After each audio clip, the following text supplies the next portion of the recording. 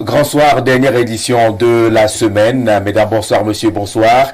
C'est le temps de nos mesures fortes contre les églises illégales, les associations illégales également. Cette sortie est-elle opportune? Est-elle sans objet ou arrive-t-elle en retard? Ce sera l'objet central de nos échanges ce soir. Ils sont déjà là, tous nos quatre invités. Tirés comme on le dit, ils sont tous beaux ce soir, peut-être parce qu'il y a eu des salaires hier pour ce qui est des fonctionnaires, on ne sait pas trop, mais en tout cas le plateau enregistre justement des couleurs et de très belles couleurs. Commençons par une magnifique couleur juste à ma droite. Je me retourne, est-ce qu'on peut mettre la caméra sur ces belles couleurs? Je ne parlerai pas tant qu'on n'a pas ces belles couleurs à l'antenne, parce que c'est le temps d'apprécier les couleurs. C'est Noël. C'est les couleurs de Noël ou c'est les couleurs de l'amour? Couleur de l'amour. De l'amour. Couleur de Noël, couleur de l'amour. Je suis amoureux. Amoureux de quoi? Je suis amoureux de ma qui? famille. Voilà. Je suis amoureux de ma famille. Oui. Je suis amoureux d'une personne. D'une personne. Oui. Vous ne voulez pas parler de cette personne? Non, je préfère tel ou non. Ahmed Bama, merci d'avoir accepté notre invitation. Vous êtes enseignant, vous êtes analyste socio-politique, vous êtes un habitué des plateaux et des échanges. On apprécie beaucoup ces couleurs et certainement la personne à qui vous dédiez ces couleurs doit être très fière de vous ce soir. Nous accueillons également un autre enseignant, c'est ça? Oui, à vos côtés, qui est également la couleur de la cravate, alors c'est aussi magnifique. Franklin Bambou. Sambou. Oui. Voilà, bienvenue sur le plateau. Merci Jean-Jacques, c'est toujours un plaisir d'être sur le plateau d'Info TV du Grand Soir. Merci vraiment. C'est les congés pour vous, hein? Oui, disons, les élèves ont pris les congés du premier trimestre aujourd'hui. Ils ont un repos, un temps d'arrêt de 2 semaines. Oui. Congé de Noël et de Nouvel An. Oui. C'est arrêt obligatoire parce qu'on entend parler des cours de soutien, les cours de rattrapage. Au premier trimestre, on en a besoin? Oui, bon, c'est vrai, certains établissements permettent, c'est aussi l'occasion de travailler certains enfants qui ont des difficultés peut-être en telle discipline, ceci, mais c'est plus un arrêt pour davantage prendre l'élan en janvier. Je veux prendre l'avis d'Ahmed là-dessus. Les cours de remise à niveau pendant les congés de Noël, on en a besoin? On n'en a pas besoin. Pour moi, il faut laisser les enfants se reposer. Après 3 mois intenses, il faudrait que les élèves se reposent pour reprendre en janvier. Je préfère encore ces cours pendant la première semaine des congés de Pâques. Déjà pour mettre un peu la pression aux apprenants par rapport aux examens qui s'annoncent. Mais pour les congés de Noël, il faut les laisser se reposer. Mais ça devient une tradition au Cameroun, hein? Oui. Cours de vacances, cours de remise à niveau, cours du soir. On a besoin de renforcer, nos enfants sont devenus trop faibles. Il y en a, concernant les établissements, concernant les établissements collèges, il y a certains collèges de renom du côté de Yaoundé. C'est systématique chez eux. Oui, exactement. Mais il y en a aussi des petits, des gens qui cherchent l'argent pendant cette période-là, qui organisent des cours de remise à niveau. Ça, c'est juste pour perdre du temps. Oui, c'est comme il dit. Juste pour perdre du temps. En réalité, le premier trimestre, c'est le trimestre le plus long, qui a débuté le 9 septembre et qui s'achève le 20 décembre, pratiquement 3 mois et demi, pour ne pas dire 4 mois. Les enfants méritent un repos, parce que demander à un enfant, il a pris les congés aujourd'hui le 20, et demain samedi le 21 ou lundi le 23, leur demander de venir travailler, oui, mais ils viennent là, ce n'est pas comme les congés de Pâques, ils viennent là dans l'esprit des fêtes, parce que lundi c'est le 23, mardi le 24, c'est déjà les fêtes. Cet enfant-là ira pour ces cours-là, mais pas dans un sapin, pas de gaieté de cœur en réalité, pas de gaieté de cœur. Donc c'est pour dire... il appelle le temps, il fait juste ce que les parents ont demandé. Ce que les parents ont demandé. En réalité, il n'y est pas. Il y a des parents qui m'ont même contacté. J'ai dit aux parents que laissez les enfants se reposer pour reprendre en janvier, le 6 janvier. D'accord, bienvenue. Clément Chris Guimartol, le président des appelés du service civique national. C'est la seconde fois qu'on vous reçoive sur ce plateau. Vous venez tout droit, je ne trahis rien, du musée national où le ministère de la Jeunesse organise une grande mobilisation sur l'entrepreneuriat jeune depuis quelques jours. Effectivement, bonsoir monsieur Jean-Jacques, merci de nous avoir invités. Bonsoir à nos co-discutants de ce soir. Je voudrais transmettre les salutations à Monsieur Sambou. Monsieur Sambou. Sambou. Il y a l'un de ses élèves qui l'a reconnu sur l'affiche et qui m'a demandé de lui transmettre ses salutations. Merci. Francis Omba. Il a été votre élève au lycée de Simalène Bellois. Oui. C'est toujours un honneur lorsque l'enseignant reçoit le salut d'un élève. C'est qu'il a dû marquer cet élève. Voilà, il dit être très heureux de vous revoir et que je vous dise qu'il est en master 1 sciences politiques à Yaoundé 2 soirs. Et comme nous sommes à soir, je voudrais saluer le président de la faculté des sciences juridiques et politiques qui vient d'être élu récemment, monsieur le duc Ifa. Donc, dit major. Alors, lorsque c'est dit, vous l'avez bien indiqué, nous sommes mobilisés depuis une semaine déjà au Salon international de la jeunesse, au Salon international de l'entrepreneuriat jeune CIPROM, et davantage dans le cadre du Youth Connect Cameroun qui a connu le haut patronat du Premier ministre chef du gouvernement et dont l'initiative avait été lancée et patronnée par le chef de l'État. Donc cette fois, ce salon se tient en ce moment même et la clôture, c'est tout à l'heure avec les jeunes gens qui ont été sélectionnés dans le cadre du bootcamp et qui vont recevoir des appuis. Ils feront partie de l'équipe nationale des jeunes entrepreneurs de notre pays. La clôture, c'est tout à l'heure à la salle de convivialité du musée la Croix-Rouge. Mais vous y êtes dans le cadre de réarmement moral. Tout à fait. Nous parlions ici hier avec des invités, dont un représentant du ministère de la Jeunesse. Le constat était que certains prennent des financements et fuient, pour le dire le plus simplement possible. Et le travail de réarmement moral est mis en exergue pour essayer d'amener les Camerounais qui sollicitent des appuis, des financements, à ne pas prendre d'autres directions. Tout à fait. Le réarmement moral est important pour notre pays parce que si on vous donne des financements et que quelques jours après certains prennent la route du Canada, c'est pas très responsable. Si pour les plus conscients ils vont se marier, bon, on a quand même besoin aussi de la main d'œuvre, puisqu'en se mariant ils auront des enfants et ça va permettre qu'on se développe. Mais le plus important, c'est d'utiliser cet argent ou ces fonds là pour le but escompté, celui d'investir dans son activité présentée et de participer de manière qualitative et quantitative au développement de notre pays. C'est ce que nous rappelons à ces derniers depuis que nous sommes associés à cette opération des bootcamps zonaux. Et aujourd'hui, c'est l'apothéose. Nous avons quand même le sentiment que notre travail commence à produire ses fruits parce qu'il y en a qui ont des projets intéressants et qui se projettent dans 5-10 ans. Et ils m'ont dit que, Président, on se verra dans quelques années, nous serons des capitaines d'industrie et je pense que c'est ce qu'il faut faire. On sera là dans 5 ans pour évaluer si quelque chose a été fait. Les gens prennent l'argent pour aller au Canada, pour aller ailleurs, pour aller doter des femmes. Oui, Armé, vous l'avez dit quelque chose? J'en connais une fille et ça fait déjà 1 mois et demi qu'on a causé. Elle a été mêlée dans cette affaire. Il y a un projet PTF, c'est PT quoi? PTF, un truc comme ça, où il faut financer des jeunes qui ont des entreprises. Elle a été appelée par un monsieur qui a dit viens avec ta carte d'identité. Quelques temps après, elle se rend là-bas, le monsieur dit voilà, va décaisser 500 000 francs. Tu viens avec les 500 000. Dans les 500 000, elle a eu 100 000. Le monsieur a eu 400 000. Il reste encore 1,5 million à prendre. Pourtant, il n'y a aucune entreprise créée. Vous-même, vous voyez que ça décourage les jeunes. Je dis, j'ai des enregistrements, donc je ne parle pas.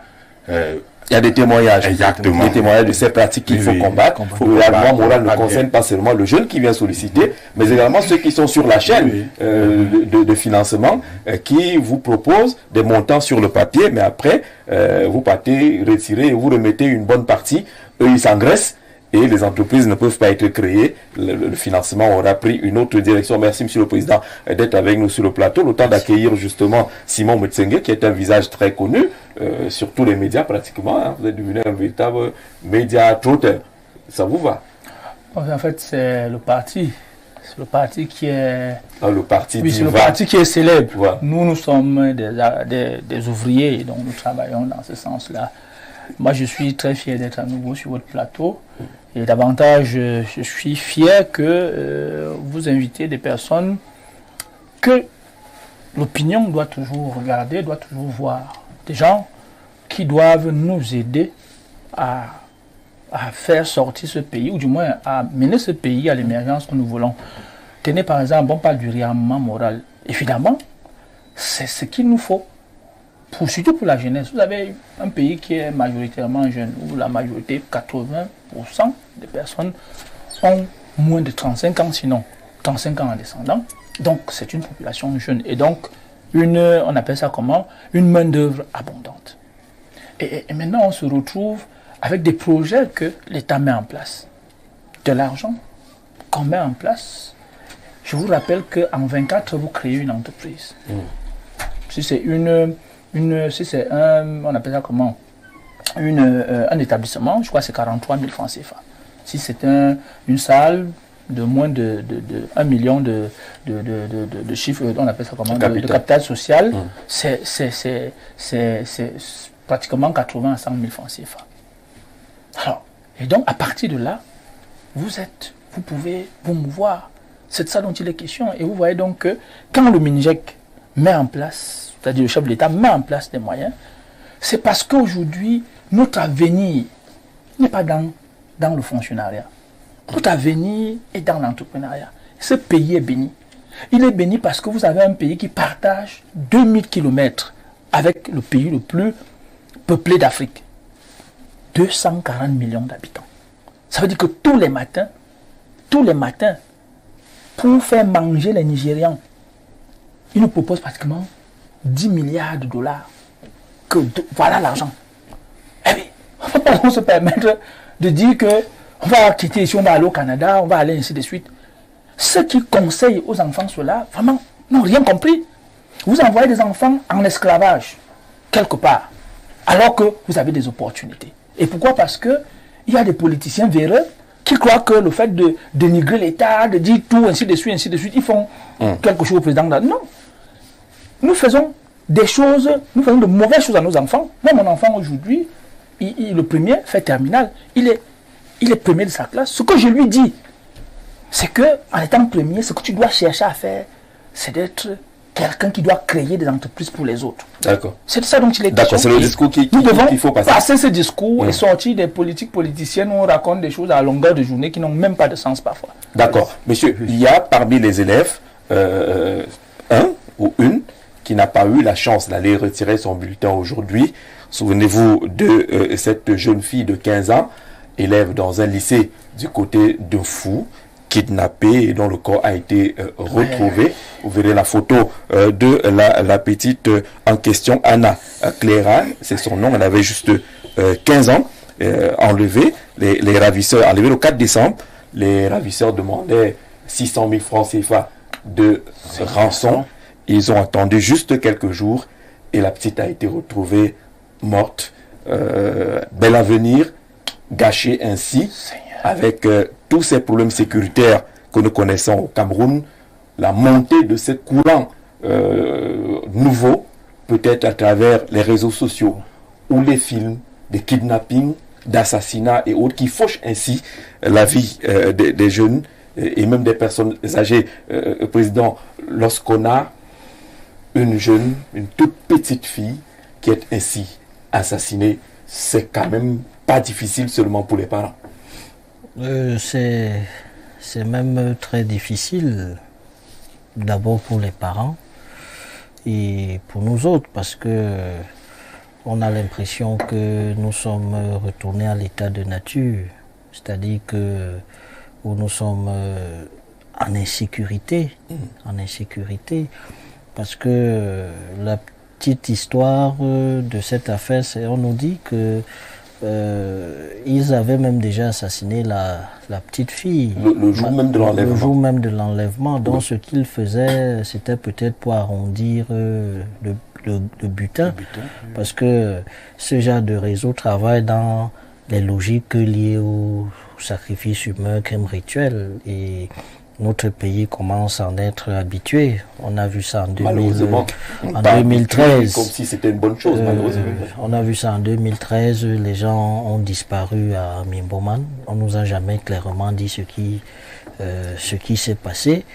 Et en ce moment, quand on voit un petit bébé comme ça qui est arraché à la vie brutalement, vous ne savez pas quel genre de sévice avant qu'elle ne meure, quel supplice ces barbares-là lui ont infligé.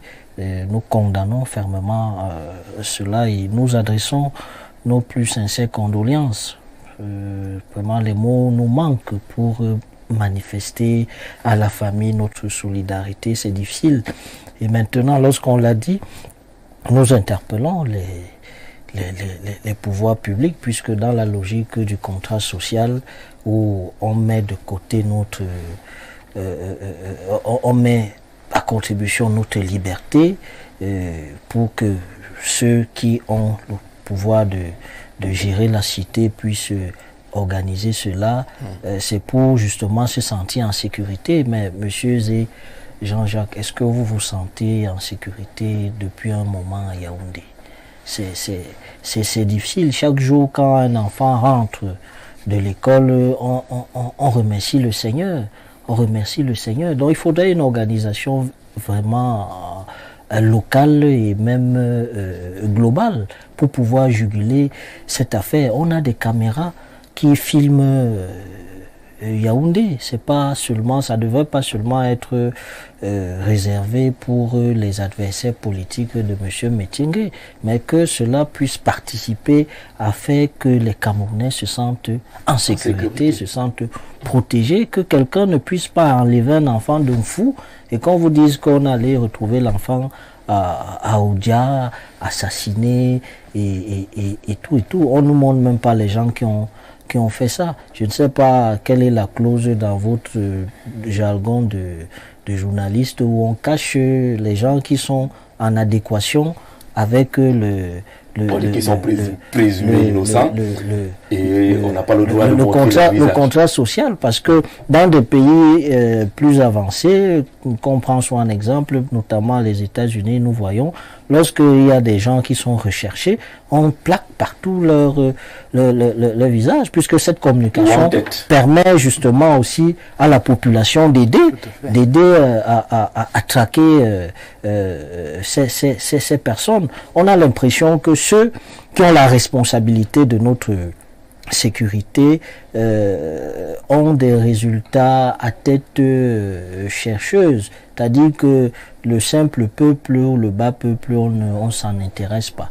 Il faut être un haut gradé, il faut être un éminent membre du gouvernement pour avoir la sécurité. Parfois, vous voyez, dans les résidences des membres du gouvernement, nous avons 7. Tout un contingent. Voilà. Pourtant, c'est dans les quartiers qu'on a ces... Alors vous avez dit une ou deux choses, on aura peut-être le temps de réagir là-dessus. Comment comprendre la montée de l'insécurité? Est-ce qu'il y a une défaillance du système de sécurité dans le pays? Mais pour rester sur le cas de la petite Akono Anna Clara, on l'a dit, elle avait juste 15 ans, élève en 3e année, ESF, économie sociale et familiale, au lycée technique de Mfou, enlevé et puis assassiné. Vous êtes enseignant, M. Sambou.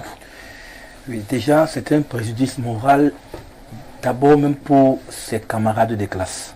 Oui. Ses camarades de classe qui, la veille, assises avec un camarade ou une camarade, et le lendemain, le camarade apprend que la petite Clara, ou bien ma camarade Clara, n'est plus. Du coup, ces enfants-là gardent à l'esprit un problème moral. Même en partant à l'école, il y a la peur dans la... Ah, c'est sur le chemin de l'école que la petite a été enlevée. Oui. En partant à l'école, il y a la peur. En retournant de l'école, il y a la peur. Même le travail à la maison, même en termes d'étudier normalement, c'est un autre problème pour les enfants. Parce que quand on pense que ma camarade de classe a été enlevée, même en travaillant, cette idée empêche l'enfant d'avoir un rendement scolaire important. Tout à l'heure, le président l'a dit, si au niveau des parents, même pour l'administration scolaire, c'est un problème. Parce que savoir qu'on a perdu une élève de cette façon, c'est embêtant. C'est vraiment embêtant. Pour maintenant, nous enseignants, une élève qu'on a encadrée ou bien qu'on a vue la veille et qu'on nous apprend qu'elle est partie, c'est pas bien. Maintenant, pour la nation, voilà un enfant, voilà une jeune fille qui aurait pu servir la nation demain, sa famille, qui se retrouve dans ces conditions. Nous pensons qu'il faudrait vraiment mettre un accent fort sur le contrôle. Que cette vidéosurveillance, comme on le disait, ne soit pas seulement pour autre fin. Que cela serve qu'après qu'on puisse nous montrer que ces présumés deviennent des responsables. Il y a 10 ans, plus de 10 ans par là, les 9 disparus de Bépanda, on n'a pas eu une suite favorable. L'affaire de Mimboman, les crimes rituels de Mimboman, il faudrait bien que cette jeune fille, 15 ans, cette adolescente, même pas 15 ans, que nous puissions avoir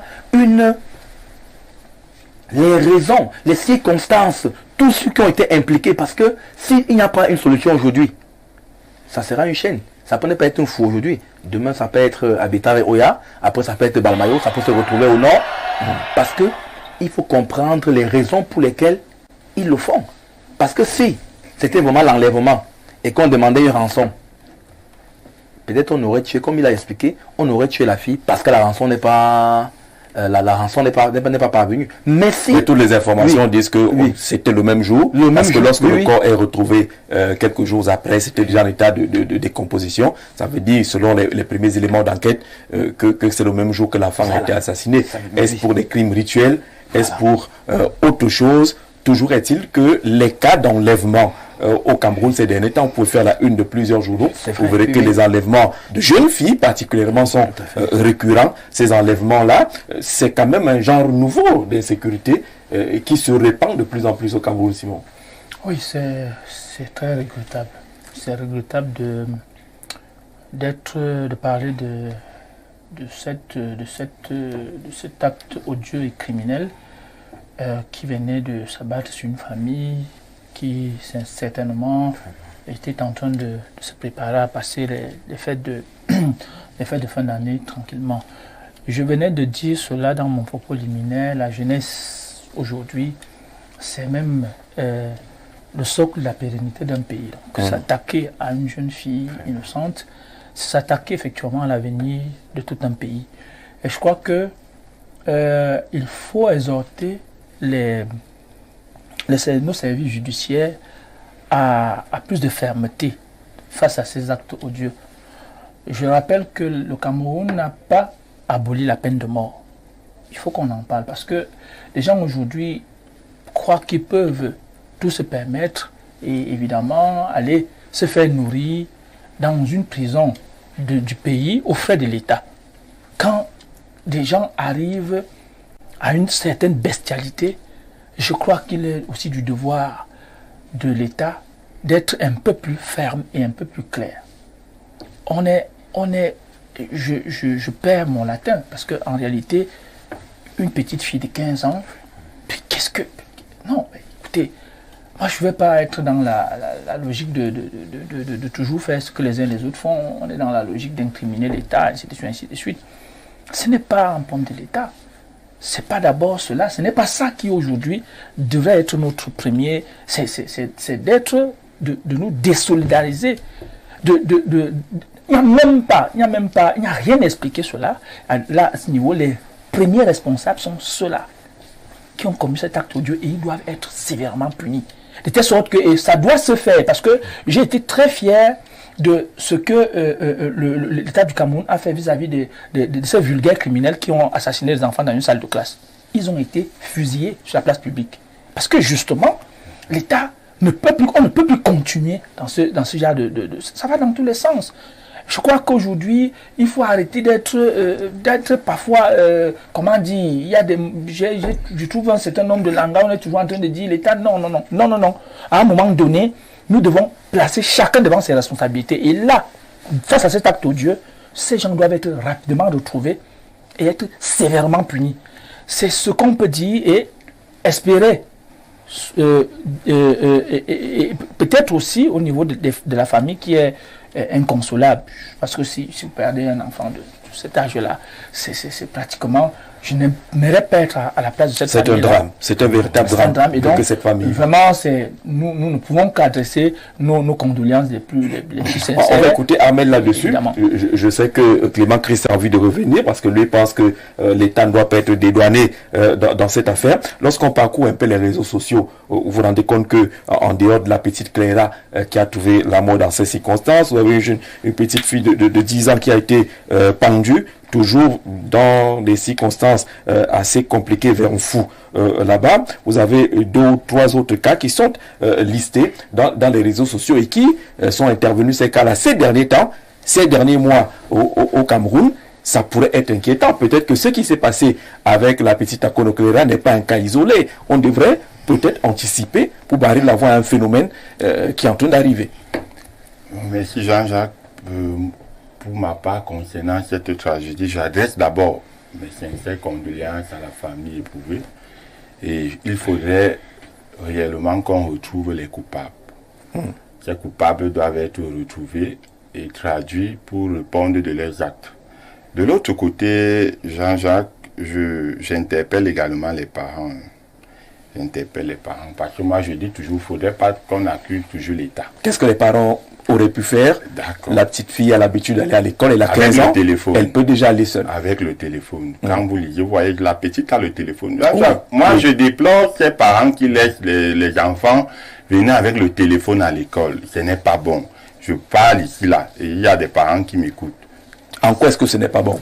Est-ce que ce téléphone ouvre les voies, peut amener l'enfant également à aller entrer dans les réseaux compliqués? Il faut être clair. Exactement. Lorsque on a le téléphone, lorsque vous parcourez ces téléphones, là, vous allez constater des photos, des images que ces élèves ont l'habitude de prendre. Et en ce moment, et de poster dans les réseaux sociaux, en ce moment, elles deviennent des cibles, des potentielles cibles de ces prédateurs. De ces prédateurs-là. Et quand vous voyez même les photos qu'on vient de poster tout à l'heure, vous voyez cette petite fille, là-bas on a mis un fond de teint, là-bas on a changé. Jean-Jacques, l'école au Cameroun, mardi 16h, sortie des classes au Cameroun. C'est un lycée. Je dis mardi 16h.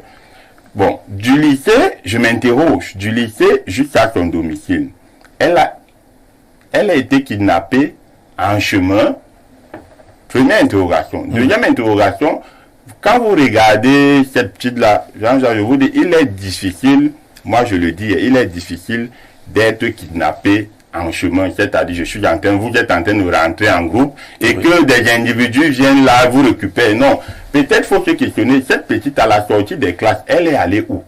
Parce que parfois également, on peut organiser, surtout c'est la fin d'année, on peut peut-être être invité par des amis, ces élèves ont souvent des choses, on dit les piscines parties, les châtains, ainsi de suite. Peut-être à la sortie des classes, elle s'est retrouvée dans l'un des châtains et en rentrant maintenant, elle a été kidnappée parce que moi je dis toujours, on ne peut pas vous récupérer directement à la sortie des classes.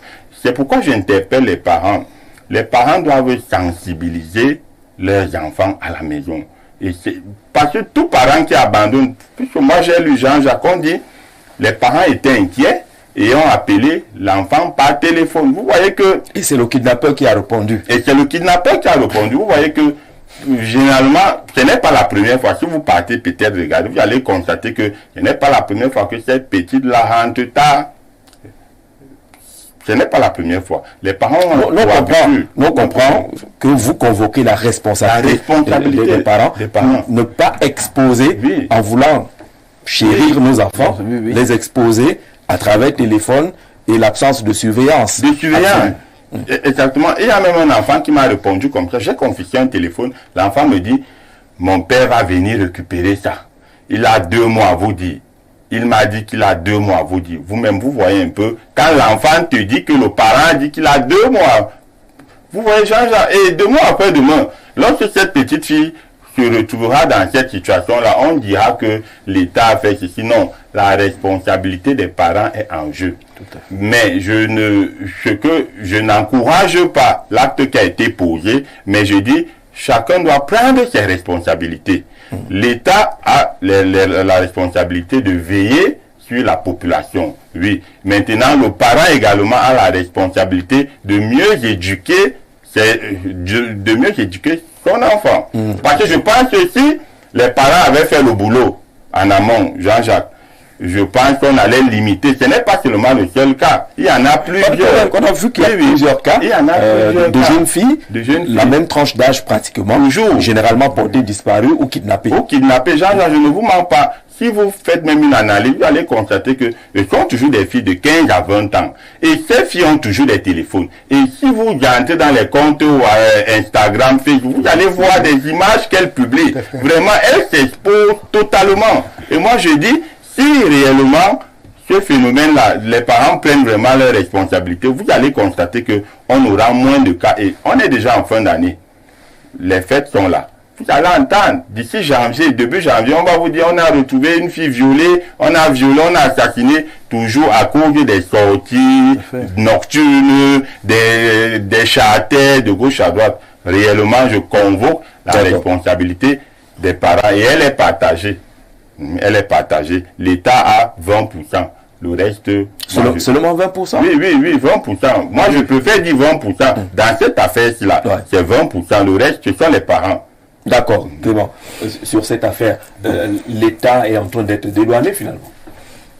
Il n'est pas question de condamner l'État ici, parce que vous savez que je suis le président national des appelés du service civique, produit et volonté politique de l'État ou du chef de l'État, et je suis en principe le plus grand défenseur des institutions.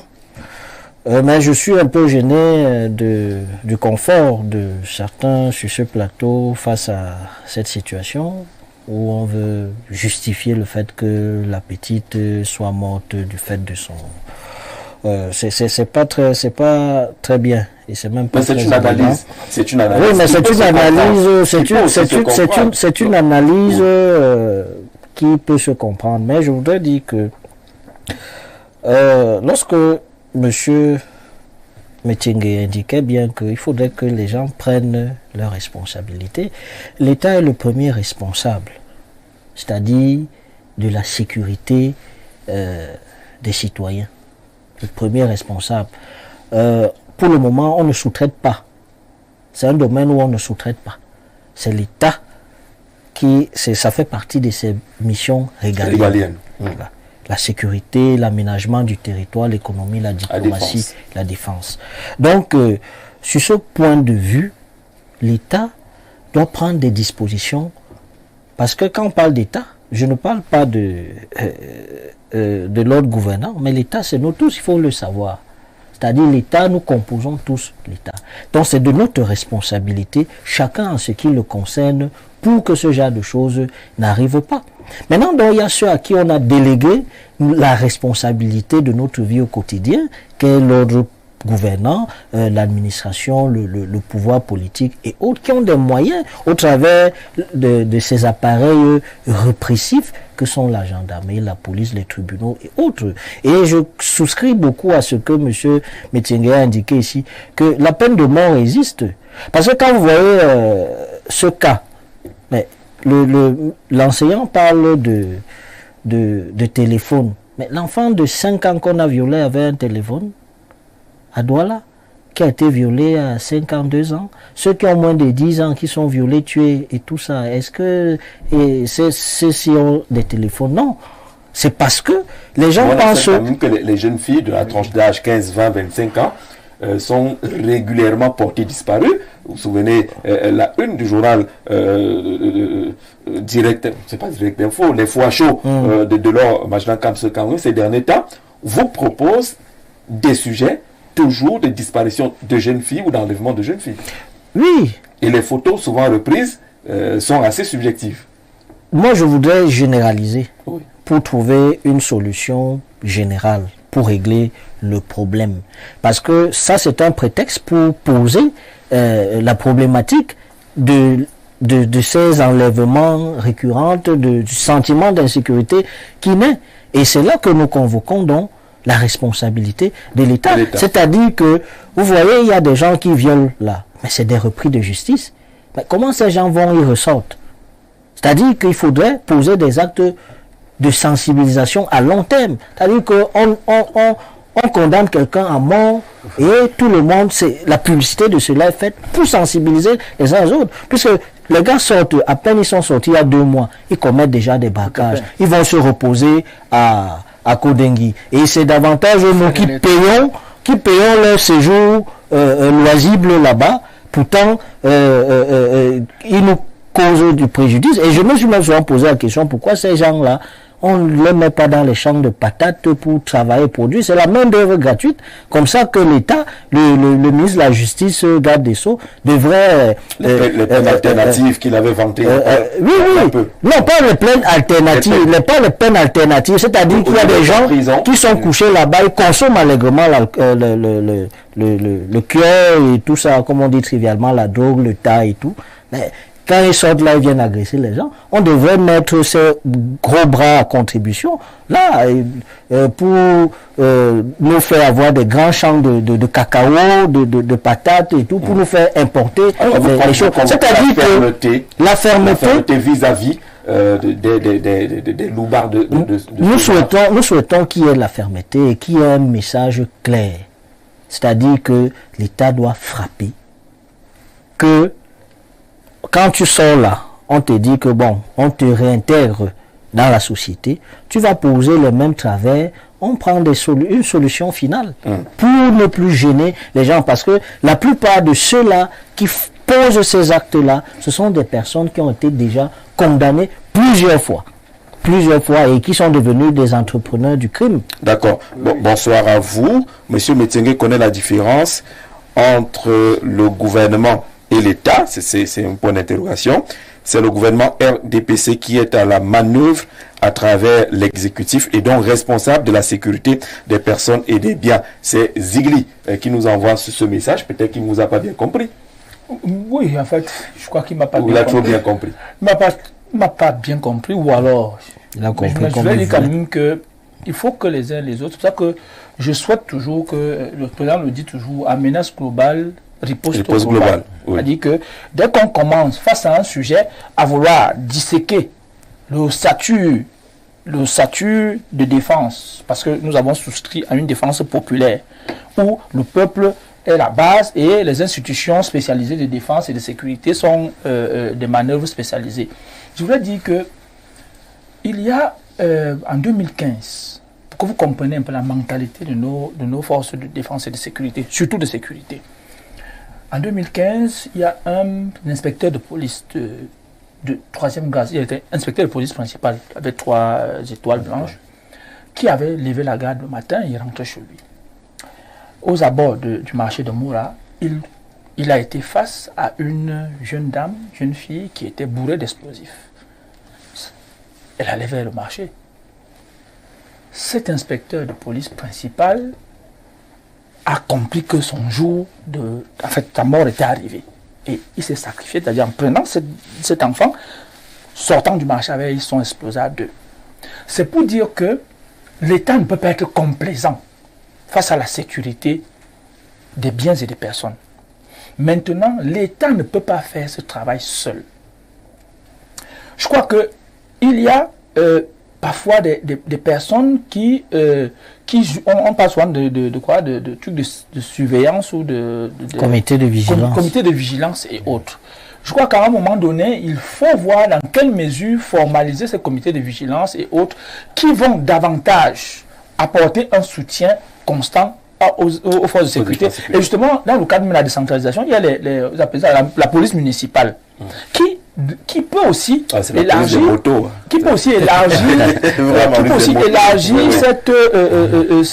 ils peuvent élargir ce secteur pour davantage protéger les enfants.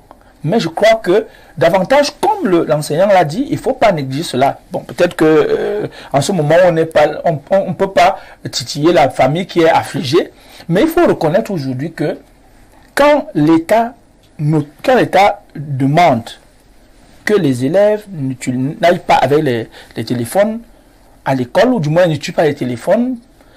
Il faut savoir que c'est pour des raisons de sécurité. Et de deux, le président de la République nous disait, parlant des réseaux sociaux, il y a la dangerosité des réseaux sociaux. C'est comme on dit, vous voyez une jeune fille innocente qui, peut-être poste ses photos pour, vous savez, à cet âge-là, finalement, on est narcissique, on aime bien se voir, on aime savoir que les gens, ainsi de suite. Mais ça ne peut pas... mais évidemment, ça ne peut pas être une raison pour des vulgaires criminels de s'en prendre à leur liberté et à leur comment dire, à leur intégrité physique. C'est pour ça que je dis, je pense que nous exhortons la justice à être plus ferme encore, parce que ici, c'est la justice qui devrait, ou du moins qui doit davantage être plus ferme, de telle sorte que ces vulgaires criminels sachent que on ne peut plus continuer à blaguer. C'est de ça dont il est question, parce que nos enfants doivent être libres, comme nous tous, nous devons être libres. C'est de ça dont il est question. Nous payons tout ce que nous avons mis en place. L'État souverain que nous avons mis en place, c'est justement pour protéger les populations. Bonsoir sur le plateau. Moi, je pense qu'avant de pointer du doigt aux enfants, il faudrait que l'État résolve ce problème d'enlèvement. Ça devient de plus en plus récurrent. On se sent plus en sécurité lorsqu'on prend un taxi ou même lorsqu'on fait une marche à pied la nuit dans notre propre pays. C'est Karel depuis Ekié, c'est la voix d'une femme. Les questions d'insécurité sont quand même devenues, j'allais dire, criardes dans notre pays. On n'est pas en sécurité dans le taxi, on n'est pas en sécurité dans nos quartiers. Il y a des microbes qui sont arrivés, qui peuvent prendre en otage tout un quartier, parfois au vu et au su de tout le monde. Il y a quand même un relâchement, vous avez l'impression, au niveau de la ceinture sécuritaire, M. Sambou? Oui, nous pensons que au niveau de la sécurité sécuritaire, si on dit dans les taxis, on ne peut pas faire une semaine sans suivre quelqu'un a été agressé dans un taxi. Il y a des quartiers, par exemple, si on prend local la ville de Yaoundé, si vous rentrez à 22h, 23h dans ces quartiers, vous n'êtes pas sûr de pouvoir y arriver aisément. Ce qui prend le cas, par exemple, de Tchinga-Lobi, de Madagascar, il y a des secteurs où, pour y arriver, c'est difficile. Donc nous pensons que c'est le rôle premier de l'État à travers la police nationale, la sécurité nationale. Parce qu'en principe, il faudrait...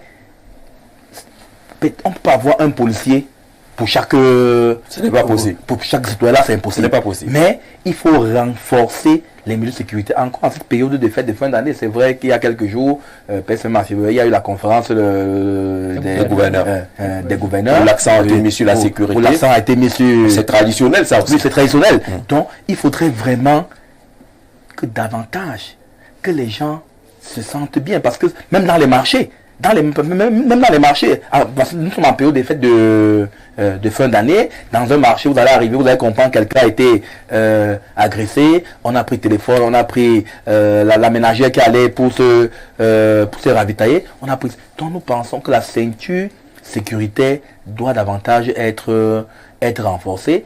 Dans certains quartiers, il y a déjà eu ce qu'on appelait à l'époque autodéfense. Dans certains quartiers, autodéfense. Mais parfois, même ces gens-là, autodéfense, se sont retrouvés parfois être des agresseurs. Dans d'autres cas, parce qu'ils sont censés assurer la sécurité, mais parfois ils se retrouvent être des complices. Des complices. Parce que vous arrivez là, on a mis une barrière. Parfois, on reconnaît qu'elle, l'autre arrive, ils sont ceux-là. C'est exactement le problème qu'on a connu avec l'autodéfense. Oui. Parce qu'ils sont parfois devenus plus dangereux que les bandits en question. Vous voyez, certains aujourd'hui, des taximens eux-mêmes, que la voiture. J'ai un parent d'élève qui, rentrant chez lui, un soir, je pense que ça va être au mois de novembre, on l'a pris en course.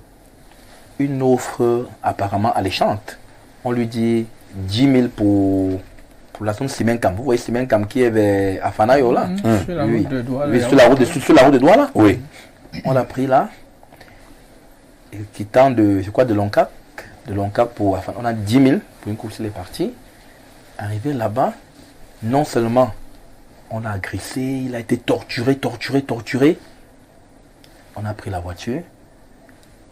Après des recherches, 2 jours plus tard, on le retrouve mort. Parce que des personnes comme ça, sans foi ni loi, continuent de le faire. Et semblent se sentir à l'aise. C'est allègrement que les Camerounais sont agressés au quotidien, avec parfois des armes à feu. Dans notre pays, on voit bien lorsqu'on a réussi quand même à arrêter quelques alias qu'on a l'habitude de montrer quand même un peu à la télé, des armes quand même assez sophistiquées qui sont utilisées, qui sont en circulation dans notre pays. Oui, parfois on se pose des questions parce que c'est des bandits comme ça, des personnes comme ça peuvent avoir des armes, tout.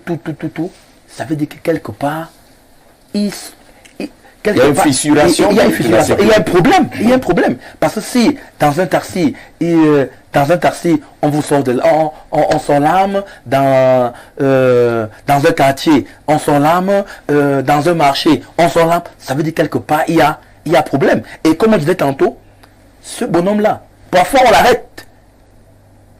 Quelques 3 jours ou 6 mois après, Parfois, vous les conduisez même à la brigade, mais il arrive au quartier avant vous. Oui. Donc, vous avertit, vous allez me retrouver au quartier. Donc, du coup, même parfois, dans certains quartiers, certains ont même peur de dénoncer. On peut les dénoncer. J'ai assisté à une scène. J'ai assisté à une scène au marché Mokolo il y a peut-être 2 ans. On a arraché le sac d'une dame. Pratiquement devant moi. J'ai garé mon véhicule comme ça, devant moi. Les gens voyaient comment on partait avec le sac de la dame. Mais il ne pouvait pas crier parce que, après, il dit, si je crie, après ce bonhomme-là, c'est moi qui suis en danger. Alors, ça pose, Amel, la question de la confiance entre les populations et les forces de sécurité. Il y a une sorte de rupture. D'où parfois le développement de la justice populaire. Exactement. Les populations n'ont plus de la confiance vis-à-vis de ces forces de sécurité. Puisque tu prends quelqu'un aujourd'hui, arrivé au commissariat, 30 minutes après, le gars est libéré. Et il te gueule même après. Moi, j'ai vu quelqu'un un jour, j'ai vécu cette scène au niveau du parquet, où il est content d'entrer au parquet que d'être amené par les gendarmes. Vous voyez que pourquoi? Parce qu'il sait que lorsqu'il va entrer au parquet, il sortira quelques billets là-bas et il sera libre. Mais je vais revenir sur l'insécurité dans les quartiers. Comme mon collègue a dit tout à l'heure, concernant les quartiers, il faut réactiver, discipliner les comités de vigilance. Moi, je pense que... Peut-être les former aussi avant. Les former, moi, je pense qu'il faut faire avec... le réarmement moral. Il faut faire avec ces gens-là. C'est-à-dire, le chef de quartier, qui est l'autorité dans ce quartier, on doit identifier ces gens et savoir que cette nuit-ci-là, voici ceux qui vont assurer la garde. Et lorsqu'il y a un problème, on va vers ces personnes-là. Concernant les quartiers, parce que je pense que si on agit de la sorte, il y aura moins d'agressions dans les quartiers. Et ces gens aussi doivent se sentir motivés. Vous voyez, de temps en temps, parce que quelqu'un ne peut pas sacrifier à veiller sur la sécurité. Exactement, mais tant que peut-être chaque mois, il y a quelque chose, quelques perdièmes, il faut le faire. Mais au niveau de l'étage, on ne va pas commencer par l'autosurveillance. Il y a quand même une police régulière. Il y a une police de proximité qui est censée être développée. On avait vu un 20 mai cette police de proximité bien vantée avec des bicyclettes et autres qui devaient facilement entrer dans les quartiers. On devait créer au moins les postes de police dans chaque quartier, surtout que les quartiers exposés aux agressions sont bien identifiés. Les gars vont vous dire dans les commissariats, Jean-Jacques, on n'a pas le carburant, donne le carburant, on ne peut pas venir. Même lorsque vous appelez, les gars ne vont pas venir. Ils viendront peut-être si vous avez de la chance 2 heures de temps après. Et bien même si vous ne donnez pas l'argent du carburant, ils ne vont pas venir. La police ne fait pas réellement son travail. Disons qu'il y a des mauvais policiers. Parce qu'on en a cité 2 ou 3 ici qui sont des bons policiers. Il y a encore des mauvais policiers qui ne savent pas pourquoi ils sont policiers. Exactement. Vous voyez, moi je dis toujours, comme mon frère a si bien dit, réarmement moral, je pense que il faut vraiment du mérite dans ce concours-là. Parce qu'il y a des gens qui se lèvent, peut-être, il a échoué le BPC, peut-être 5 fois. On dit non, viens, il faut que tu sois policier pour ne pas finir comme ça. Vous voyez, ou bien il a passé son temps à agresser au quartier, on dit il faut que tu sois policier. Et vous-même, pensez-vous, Jean-Jacques, que lorsque cet individu entrera dans la police, pensez-vous réellement qu'il sera un bon policier? S'il a été habitué à voler, à braquer, pensez-vous que c'est dans la police qu'il va retrouver vraiment tous ces sens? Jamais. Mais il faut mettre l'accent sur l'enquête de moralité. La police n'a-t-elle pas la réponse qu'il faut face à la montée de l'insécurité? Vous savez que on observe, et quand nous étions à l'école primaire, on nous apprenait à observer. Vous voyez quoi? Je vois le maître écrit à... Nous observons que la police semble dépassée. Parce que chacun a conté son histoire ici. Moi, j'ai été agressé entre 2 commissariats. Et pas la même personne. C'est-à-dire que tous mes téléphones Xperia, c'était lui qui venait récupérer ça. Quand on vous agresse, vous allez à tel commissariat, au niveau de Mimboman. On vous dit non, c'était de quel côté de la route? Vous dites non, allez au 16e d'abord, vous arrivez au 16e, vous trouvez les policiers. C'est de quel côté de la route? Oui, vous trouvez... Ça, c'est ce que j'ai vécu. Vous trouvez les policiers en train de regarder les films pornographiques. Ça, je vous le dis, j'ai souvent raconté et j'assume. Histoire vécue. On vous dit de venir à 10 heures pour porter plainte quand le commissaire sera là. Vous arrivez, la dame qui vous reçoit, elle vous dit, bon, c'est quoi? On dit, c'est pas important, le commissaire au défilé. Le défilé est important par rapport à la vie des Camerounais. Ben, on le dit, c'est pas être contre qui que ce soit. Nous, on soutient les institutions, pas les personnes. Nous soutenons les institutions et les gens doivent comprendre ce que c'est qu'être au service de l'État, être au service de l'intérêt général. Vous comprenez? Vous avez parlé de police de proximité, mais ça c'est pas sérieux. Vous pouvez pédaler à Yaoundé avec les collines là. C'est pas seulement une question de vélo. Mais allons avec la présence de cette police. Nous avons l'impression, nous avons l'impression qu'on a de plus en plus une police de parade, c'est-à-dire pour contenter le chef de l'État le 20 mai, montrer que les gens sont là et autres, mais dans les faits, on ne voit absolument rien du tout. Vous comprenez? Et quand on parle de réel... Est-ce que ce n'est pas injuste de le dire? Vous ne pouvez pas, si vous faites l'expérience ce soir, vous prenez votre télécommande, vous zappez à 20h d'une chaîne de télévision à une autre, vous verrez quand même que la police, coup de filet de la police à gauche, coup de filet de la gendarmerie à droite. Il y a quand même des choses qui sont faites. Et ils vous appellent pour aller filmer. On ne devrait plus. Bon, je ne voudrais pas perdre le fil de mes idées. Lorsqu'on parle de police de proximité, je vous avais parlé des gens avec les vélos et autres là. Mais est-ce que depuis qu'en dehors du défilé, vous avez déjà vu même dans la blague passer là? Non. Vous voyez les vélos parqués dans les commissariats. On parle de réarmement moral. On réarme celui qui a été armé. C'est-à-dire que en ce moment, nous avons à armer la jeunesse. Et maintenant, il y a un besoin de réarmement moral dans tous les secteurs. L'enseignant parle de la police, même dans le secteur de l'enseignement, il y a des imposteurs là-bas, des usurpateurs, et c'est partout. C'est généralisé. Il y a des gens, des générations spontanées qui arrivent, qui ne savent pas ce que ça signifie d'être fonctionnaire. Pour eux, être fonctionnaire, c'est un accomplissement d'une vie. Pourtant, c'est se mettre au service de l'intérêt général. C'est à partir de ce réarmement-là que les fonctionnaires de notre pays doivent être astreints pour qu'ils comprennent la logique sociale. Parce qu'il nous faut une logique sociale dans ce pays.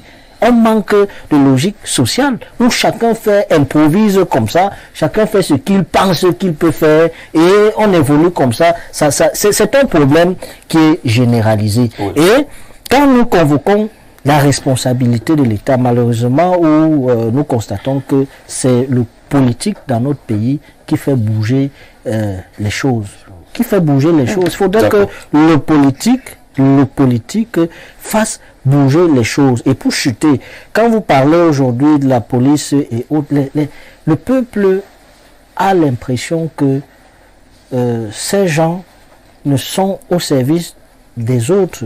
Le peuple ne se reconnaît plus tellement. Vous l'avez déjà dit. Tellement, s'il vous plaît, je chute par là. Oui. Hein? Les gens ne se reconnaissent plus beaucoup dans nos services publics parce que vous allez à l'hôpital, vous voyez des choses là-bas, vous allez au commissariat, on vous demande c'était de quel côté, c'est difficile. Et nous autres, notre message, et je pense c'est pour cela que le chef de l'État a réactivé le service civique, pour que nous puissions sensibiliser les uns les autres au réveil et au retour du sentiment national et davantage pour l'amour et ce dans les faits de notre pays, que chacun dans son couloir, dans ce qu'il fait, qu'il puisse travailler de telle sorte qu'il sache qu'il travaille pour l'intérêt de son pays, pour faire avancer son pays.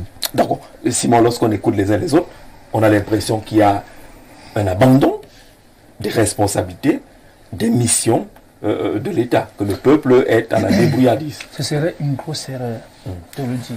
Une grosse erreur de le dire dans la mesure où, évidemment, ça va participer justement à rendre difficile le travail des forces de sécurité. Il faut pas jeter le bébé avec l'eau du bain. Il y a des brebis galeuses dans tous les corps de métier, et pas seulement au Cameroun.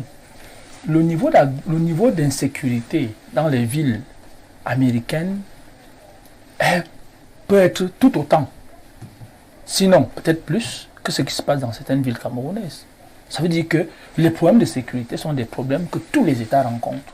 Il faut le dire. Mais aux États-Unis, ils ont quand même chacun une arme, chacun peut se défendre. Oui, mais vous voyez, ils sont même avancés sur la base encore un peu plus dangereux. Et je vais vous dire, les villes de Yaoundé, de Douala, ne sont même pas parmi les 150 ou les 200 villes les plus insécures au monde. Ils ne sont même pas dedans. Donc, ça veut dire que nous devons... Bon, on ne va pas attendre entrer dans ce classement. Pourquoi je dis cela? Ceux qui sont arrivés à cette niveau de sécurité ont commencé avec un ou deux. Jean-Jacques, pourquoi je dis cela? Parce que si on véhicule l'idée selon laquelle la police a abandonné les populations, c'est très grave, alors que ce n'est pas le cas. Moi, je vis dans un quartier à Yaoundé, je vis en Borbeti. Moi, on a cambriolé chez moi une fois. On cambriole même chez les colonels, chez les commissaires. On a cambriolé chez moi une fois. Je suis allé à la brigade de Mouolo. J'ai déposé une plainte contre inconnu. Je suis allé au commissariat du 13e. J'ai déposé une plainte contre inconnu. Un instant. Ouais. Alors, il y a des questions qui m'ont été posées. Après, j'ai entendu l'autre. On a déjà reçu 2 ou 3 cas dans ce même secteur. Alors, je suis allé très tôt au travail. Un de mes enfants m'appelle vers 10h, me dit, il y avait des policiers partout. On a bloqué tout le quartier. C'était dans tous les secteurs. Voilà. Donc, on a raflé et on a interpellé certains. Nous ne sommes pas des spécialistes de la sécurité. Parce que vous parlez de la police aujourd'hui, le renseignement, ils sont toujours en civil. C'est-à-dire qu'ils peuvent être en train de suivre des pistes. Et les éléments que vous leur apportez peuvent leur permettre davantage d'affiner leur travail sur le terrain. C'est pour cela que la plainte que nous faisons contre X, on peut penser que c'est... Ben, ils peuvent vous dire que bon, attendez le commissaire. Mais ils ont pris un certain nombre d'éléments qui les aident à résoudre un problème bien plus grand encore. Donc, je crois que nous devons faire confiance à nos forces de sécurité et les aider davantage. Les aider en se plaignant. En se plaignant, ça veut dire que si vous avez eu un problème d'agression, ainsi de suite, allez. Mais que les plaintes prospèrent aussi. Mais c'est que les des Camerounais, ça donne l'impression qu'on va se plaindre, c'est justement, c'est justement cette impression. Et vous faites bien de poser ça. C'est pas qu'une impression. Non, attendez. Vous pouvez rapporter 10 ou 11 cas comme ça en sortant. Je suis d'accord. Oui. Je suis d'accord. C'est pour ça que je dis que vous partez vous plaindre. Il y a un certain nombre d'éléments dont ils ont besoin de la population. Et justement, si on rompt cette collaboration, eux-mêmes seront handicapés. Maintenant, vous pouvez déposer, vous voyez que bon, peut-être rien n'a été fait. Or, les éléments que vous avez mis dans votre plainte les ont aidés à résoudre un problème bien plus grand. Je prends un cas de figure. Vous avez perdu votre téléphone portable. Et vous dites, ah, vraiment, ils ont pu, si vous plaignez à la maison. Or, si vous partez déposer plainte, et qu'on vous donne un certain nombre d'éléments, vous allez vous rendre compte, je vais vous dire, votre téléphone est là. Parce qu'il y a des systèmes aujourd'hui qui permettent de tracer des téléphones. Alors, donc, je crois que c'est même maintenant que nous devons renforcer notre collaboration avec les systèmes de sécurité, de telle sorte que d'enrayer cette menace. L'erreur à ne pas commettre, c'est discréditer ceux-là qui ont les moyens. Mais c'est eux qui doivent construire la confiance. Non. C'est eux qui doivent amener le peuple à être en confiance. Vous êtes abandonné à vous-même. Vous savez, ne font pas des choses qu'ils font, absolument des choses sous-marines. Non, il n'y a pas une ville, pas de Yaoundé. Il n'y a pas une ville au Cameroun où il y a plus de patrouilles qu'à Yaoundé. Je vous assure. Moi, mais si c'est les patrouilles qui vont devant les snack bars. Non. Vous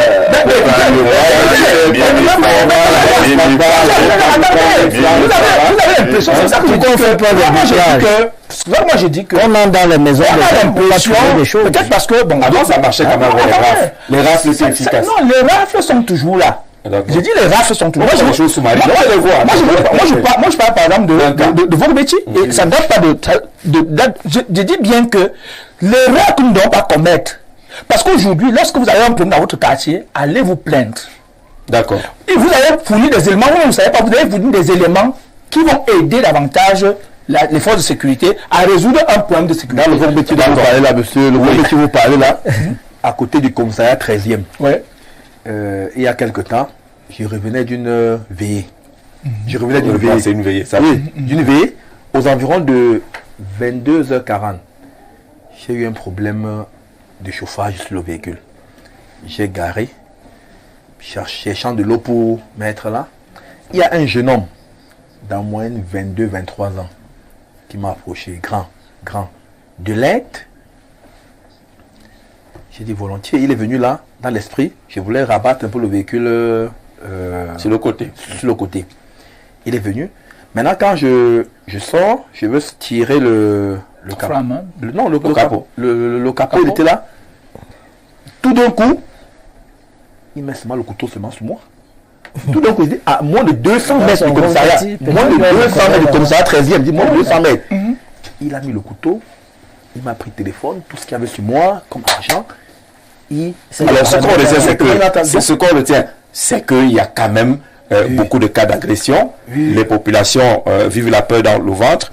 Ce phénomène est devenu délicat, très délicat. Les élèves aujourd'hui, pour revenir au cas de la petite à qui on dédie l'émission d'aujourd'hui, la petite élève de Fou, Akono Cléra, qui a été enlevée puis assassinée.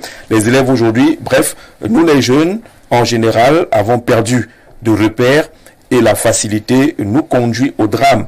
Disparition, assassinat et autres.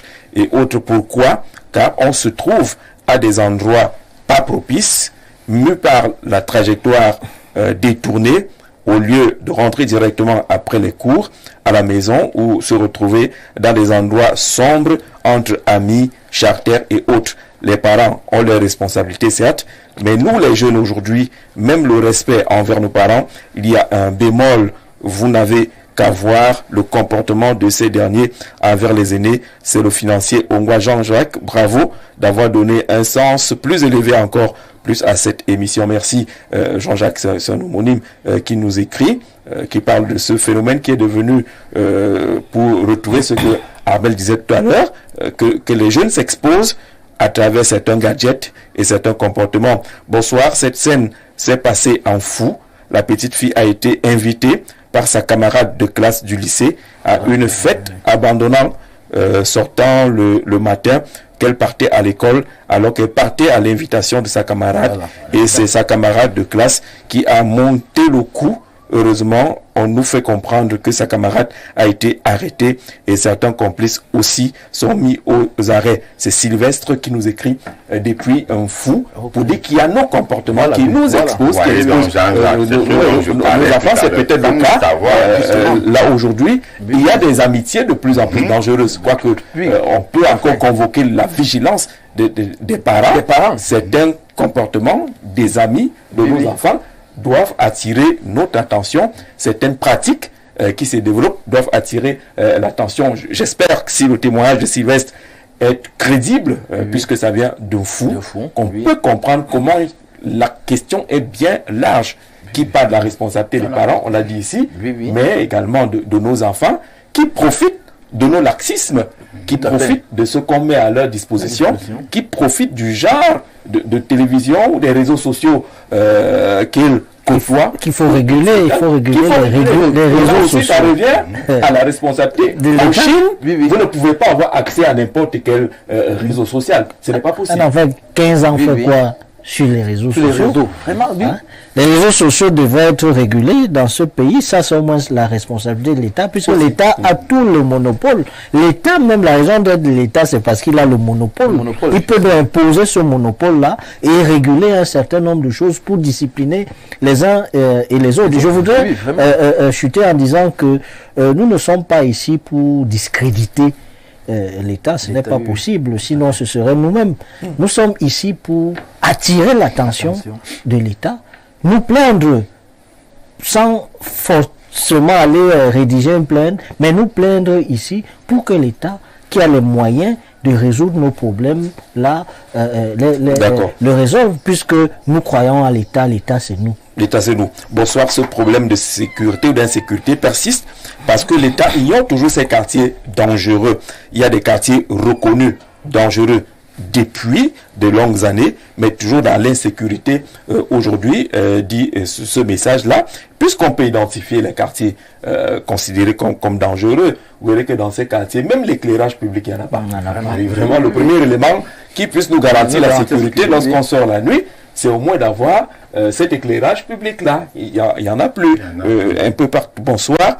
Il ne faut pas prendre le sujet de sécurité avec légèreté. Les forces de sécurité ne font plus véritablement leur travail.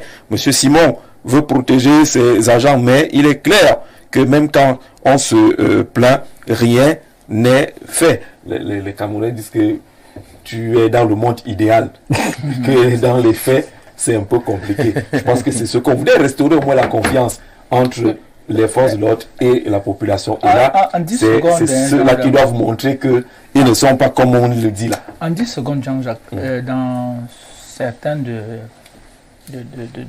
mes travaux, je travaille un peu avec les forces de sécurité.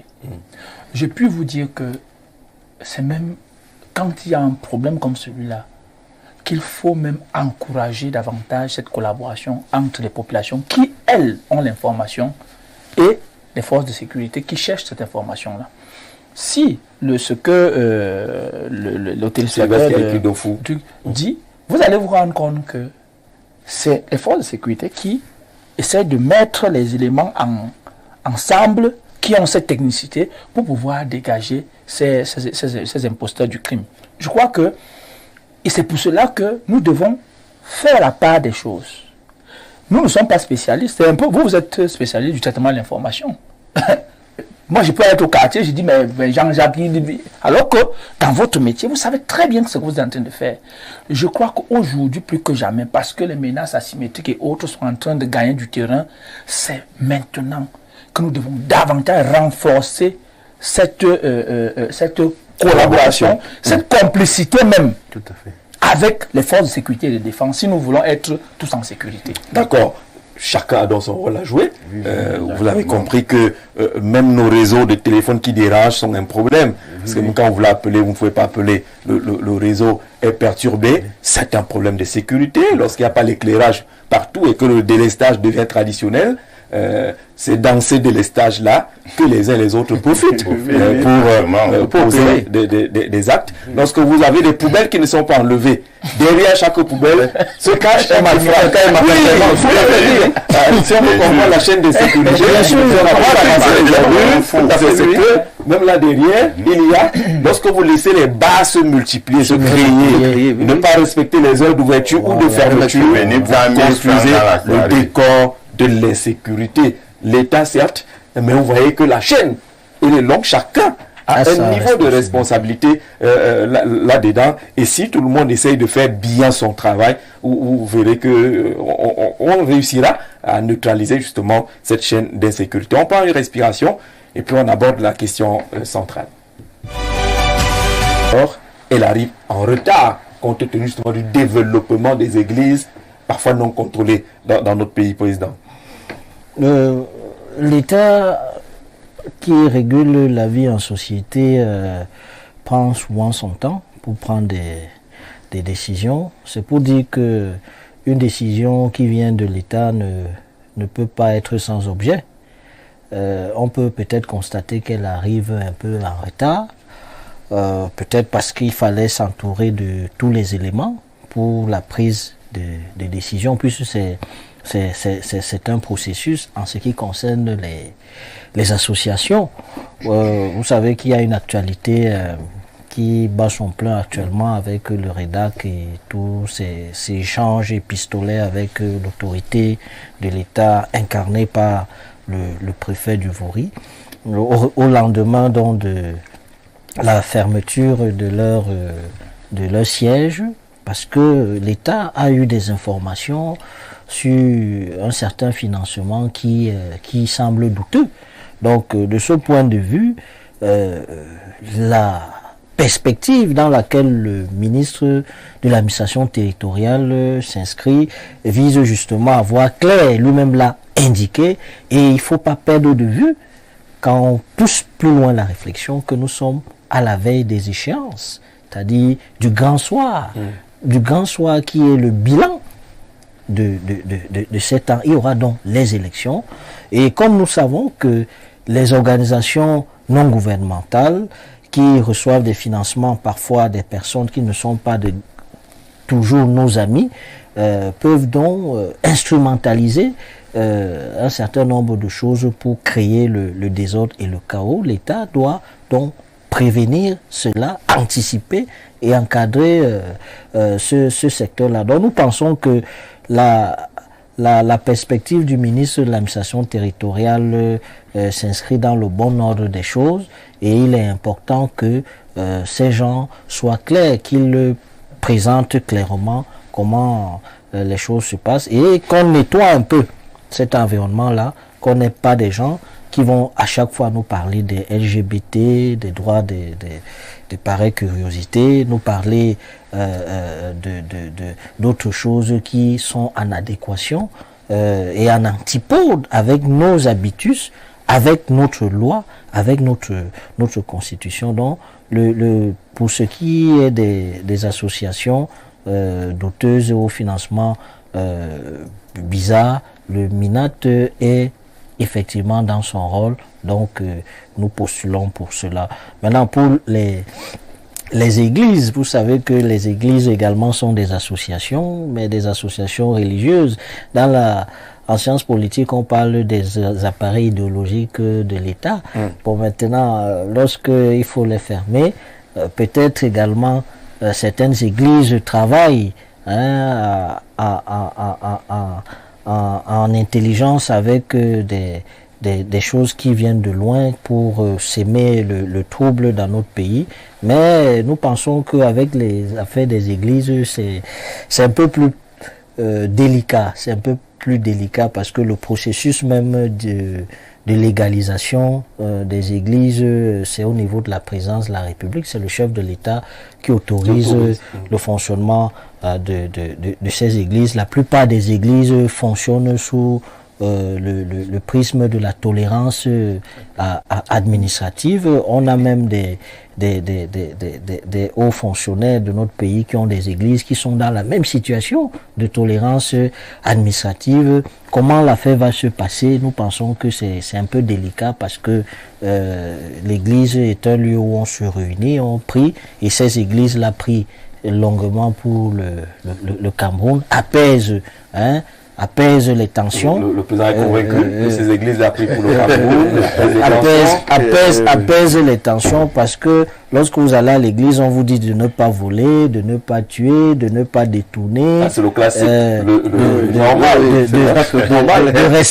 de respecter les institutions, on prie pour le chef de l'État, pour ses ministres et autres. C'est pourquoi j'ai dit que du point de vue de lui, Althusser, ce sont des appareils idéologiques, parce que là, on enseigne l'amour, la tolérance, la soumission pour l'islam. Et donc on devrait être prudent. On devrait être prudent sur cette question-là. Bon, maintenant, il y a aussi une actualité où il y a des églises où c'est des aventuriers. Ça, c'est évident. Il y a des gens... C'est du business. C'est là où on demande aux gens de jeûner pendant 40 jours, de ne pas faire telle chose et autres. Il faudrait justement réguler ce secteur-là, mais davantage tous les secteurs de la vie nationale, parce que il y a une nécessité dans ce sens-là. Franklin, sur la question des églises, est-ce que vous pensez que c'est opportun qu'on en parle aujourd'hui? Pas un pas sans une église désormais dans nos villes et villages. C'est opportun maintenant, le contexte permet-il qu'on aborde la question? Jean-Jacques, le MINAT a même engagé cette mesure, elle arrive tardivement. Parce qu'en réalité, on ne passe plus 100 mètres sans voir une église. C'est bien, non. S'il y a tant d'églises qui prient pour le Cameroun, le président l'a dit, qui prient pour la paix, qui prient pour l'apaisement. Oui, même s'il faut prier pour l'apaisement, tout, il faut que tout se passe dans les normes, dans la règle. Ces églises-là, c'est vrai, elles prient pour la paix poussée. Mais il y a de nombreux imposteurs dans ces églises. Commençons d'abord par sur ce volet. J'ai eu un frère à moi, très proche, qui, chez lui à la maison, il est avec son épouse. Un matin, son épouse décide de se retrouver dans une église. Le pasteur lui dit, son époux qui est mon frère, il n'est plus quelqu'un de normal, il est dans des choses qui ne tiennent pas. Donc il ne faut plus faire l'amour avec lui. Il ne faut plus faire l'amour avec lui. Donc, tout, il a des choses qu'il fait.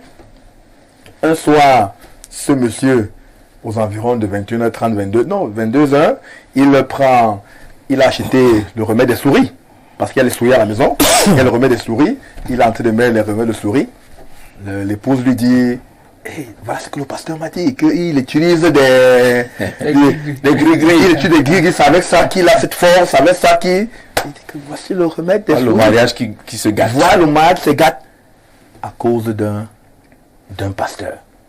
À cause d'un pasteur. On parle bien des églises illégales. Oui, c'est qu'il y en a qui sont légales. Oui, je prends. On peut être une église légale, mais les pratiques sont mauvaises. On peut être même légal et les pratiques sont mauvaises. Maintenant, si on prend le cadre de ces églises-là qui se multiplient comme des bars, parce qu'en réalité, c'est en concurrence. C'est en concurrence. Oui, église du 7e jour, église jeudi revient bientôt, église vient demain tu es guéri. Certains, il y a des plaques. Parfois des maisons comme la maison de quelqu'un, vous suivez seulement comment on applaudit, on saute, on chante, non seulement il y en a ne dort même pas à cause de... un baffle qui me réveille tous les matins. Tous les dimanches matin à 5h, allô, pou, ça a commencé. C'est un problème. C'est un problème. Donc, c'est même venu très tard. Il faut... Tout secteur devrait être régulé. Comme ce secteur, ça doit être régulé. Parce que si des personnes ne peuvent pas en principe, organiser leur secteur. Et que les gens, du jour au lendemain, vous allez voir quelqu'un qui, il y a 3 ans, c'est vrai, il peut donner sa vie à Dieu. Mais tout d'un coup, après 3 ans, on se rend compte qu'il est pasteur. Pourtant, il y a quelque temps, il était de l'autre côté, il est pasteur. Quelles sont les étapes pour arriver à ce stade de pasteur? Tout d'un coup, après, il a créé une chambre, il y a des fidèles, il y a on interdit aux fidèles certaines pratiques ou bien certaines manières de faire, mais de l'autre côté, c'est ces personnes-là qui font le contraire de ce qui est dit. Je n'ai rien contre cette approche, mais en réalité, un pays où on peut avoir 200, plus de 500 églises, c'est un problème. Moi, je pense que c'est un problème. Il faut véritablement réguler ce... Mais les Camerounais, Armel, les Camerounais, monsieur Prenne, vous avez des églises qui prient pour le Cameroun, qui prient pour le chef de l'État. Vous trouvez que c'est un problème? Vraiment, non. Moi, je priais pour le Cameroun, prier pour le chef de l'État, c'est se cacher derrière cette affaire. Moi, je dis, il y a des gens qui ont créé des églises pour se faire de l'argent. Et lorsqu'on parle bien église illégale, il y en a des gens qui ont créé des églises pour détourner les femmes, briser les foyers, se faire de l'argent. Et qui ne prient réellement pas pour le Cameroun. Ça c'est du mensonge, Jean-Jacques. Je vais revenir d'abord sur les associations avant de tomber sur les églises, Jean-Jacques. Permettez-moi de le faire. Concernant les associations, nous tous ici, nous sommes unanimes que l'État doit prendre ses responsabilités. Absolument. Nous avons dit l'État. Maintenant, l'État décide donc de prendre ses responsabilités. Moi, j'encourage vraiment le MINAT. Sauf que il le fait vraiment en retard, mais c'est important. Donc, vous savez, nous sommes au milieu d'une guerre qui se déroule, même comme on veut voiler cette guerre au niveau des zones anglophones. Il y a eu des gens qui ont reçu des financements là-bas, que ce soit par Orange Money ou MTN Money. Depuis un certain temps, on surveille déjà les transferts d'argent effectués de ce côté. Mais vous savez, maintenant, des gens peuvent également contourner ce système, c'est-à-dire en passant par des associations. Et l'État doit vraiment contrôler, connaître que telle association existe, pourquoi. Et le MINAT est clair, il demande simplement le chronogramme des activités, le rapport financier. Vous devez justifier qui vous donne de l'argent, comment cet argent est utilisé. On doit savoir où cet argent, parce que moi je pense, concernant même entre guillemets le REDAC, moi je n'ai jamais vu le REDAC mener vraiment une activité. Alors on ne jugera pas le REDAC, mais on reste sur les principes. Sur les principes, l'État veut savoir comment est géré l'argent que vous recevez. D'où vient cet argent et comment c'est géré. Je pense que ça retrouve notre préoccupation, celle de la sécurité. Exactement. Parce que si vraiment l'État ne contrôle pas cela, il y aura du n'importe quoi. Le président a dit tout à l'heure que les élections approchent. Et bel et bien, il ne faudrait pas que de l'argent entre au Cameroun pour l'achat des armes.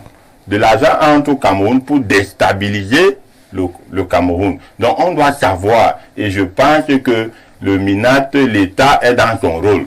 Puisque nous tous ici, quand il faut accuser, on dit que l'État ne fait pas. Ici, là, l'État est dans son rôle et l'État fait son travail. Concernant les églises également, il y a des gens... Si on peut lui reprocher d'être aussi un peu en retard en la matière et donner l'impression qu'il s'attaque à une ou deux organisations de façon particulière. Exactement. C'est une impression. Oui, il est quand même vrai, reconnaissons les gens. Le MINAT est le camarade de Metengue. Ah, dans le RDPC. Dans le RDPC. Et la politique, c'est la conquête du pouvoir et la conservation à tout prix. Parfois aussi, le MINAT veut faire peur. Parce qu'il menace les ONG, il menace. C'est l'intimidation également. C'est l'intimidation que calmez-vous. Mais qui a un but. Oui, qui a un but. Oui, qui a un but. Oui, c'est qui a un but. Puisque 2025 arrive, il n'a pas seulement menacé certains, il a aussi menacé un leader d'un parti politique dont je peux faire tel ou non. Que fais très attention, ce que tu racontes là, qu'il y aura le sang, tout ça, tu tentes, je te mets en fourrière. Donc c'est de l'intimidation. Mais au-delà de cette intimidation, Jean-Jacques, il est nécessaire de réguler le secteur des associations au Cameroun. Concernant les églises... Alors, je voudrais que tu gardes la mesure, la question des églises, qu'on évacue celle de l'intimidation, parce que l'élection est proche. Si on retient ce que Armel dit, avec que quand le MINAT sort là, c'est qu'il sait qu'il faut faire taire certaines choses pour que votre champion puisse avancer sur du tapis rouge. Non, je ne pense pas. Il ne faut pas voir la chose comme ça. Je dois d'abord rappeler une chose dans l'histoire. La seule fois où le ministère de l'administration territoriale a organisé une élection, le RDPC a eu la majorité relative, pas la majorité absolue. Ça veut dire en 92, le RDPC a gagné la présidentielle avec 39%, son suivant avec 36%. Pendant les élections législatives municipales, je voudrais vous comprendre une chose. Et pendant les législatives, c'était 89 députés contre 180. C'est pour dire qu'il faut faire la différence entre un militant d'un parti politique et quelqu'un qui a une fonction officielle.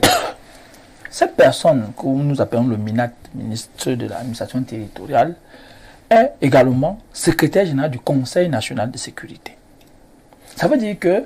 Secrétaire permanent. Oui, secrétaire permanent, merci. Mais même sur le secrétaire permanent, entre le dernier rapport sur la gestion des fonds du REDAC et son action de 2021 à 2024, c'est le secrétaire permanent à la sécurité un peu quand même traîné. Quand vous suivez, d'abord, le MINAT a le droit, c'est dans son droit de demander le rapport du REDAC. Et le REDAC a le devoir de le lui donner. On est d'accord là. Ça, c'est clair. Et donc, de ce fait, il n'y a pas lieu de dire que c'est lui qui est ce juge d'opportunité. C'est pour ça qu'on dit... La question de l'opportunité. Non, avoir attendu 3 ans et à la veille d'une élection présidentielle. Ce n'est pas parce que ce n'est pas l'objet. Je voudrais dire que, vraiment, il est juge d'opportunité. Lui, il sait mieux que quiconque, parce que lui, en tant que ministre de l'Intérieur, a en charge de la protection de 29 millions de Camerounais. Là, il sait. Oui, il le sait. Et donc, moi, sur ce point-là, il sait. Et donc, de ce fait, les actions qu'il mène sont permanemment dans le souci de sécuriser les populations. Et effectivement, les périodes électorales sont les périodes les plus délicates et sensibles d'un État. C'est clair et net. Vous avez vu ce qui s'est passé aux États-Unis en 2020, non? Hein? Où il y a eu 9 morts au Capitole. Ça veut dire que ce n'est pas une blague. Ça veut dire qu'il y a des éléments, ça veut dire qu'il y a des aspects qu'il néglige, non? Non. Signifie qu'il y a des aspects qu'il néglige. On peut nous agresser. Non. Je vous dis, il y a pas que Yaoundé et voilà. Si vous arrivez à Bertrand, c'est grave. Voilà. En termes d'agression. On peut négliger ça? Non. C'est pour ça que je dis que... Le Conseil permanent n'a pas vu cet aspect-là. Non. Quand le MINAT pose des actes comme ceux qu'il pose là, il demande quoi?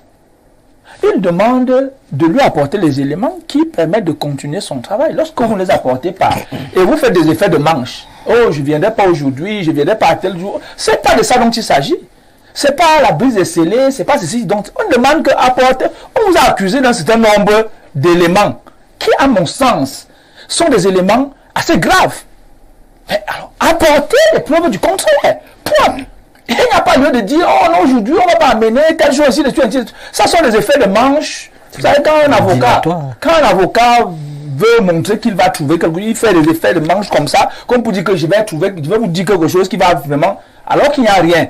Donc, on attend. Et le peuple camerounais a un droit davantage de mettre la pression sur le ministre pour que ces associations donnent ce que l'État a en droit d'attendre. C'est de ça dont il est question. Et chaque État a le droit de se défendre. De se défendre s'il se rend compte. S'il se rend compte sur l'opportunité de cette démarche. Pourquoi maintenant et pas en 2021? Jean-Jacques, on pourrait aussi vous poser la question de savoir pourquoi aujourd'hui seulement vous avez mis ce sujet en débat. Parce qu'il est d'actualité. Très bien, ça veut dire que vous voyez donc dans votre travail, il y a ce qu'on appelle le prétexte. Oui. Vous trouvez que pour mettre un sujet en débat, il n'y a aucun prétexte. Non.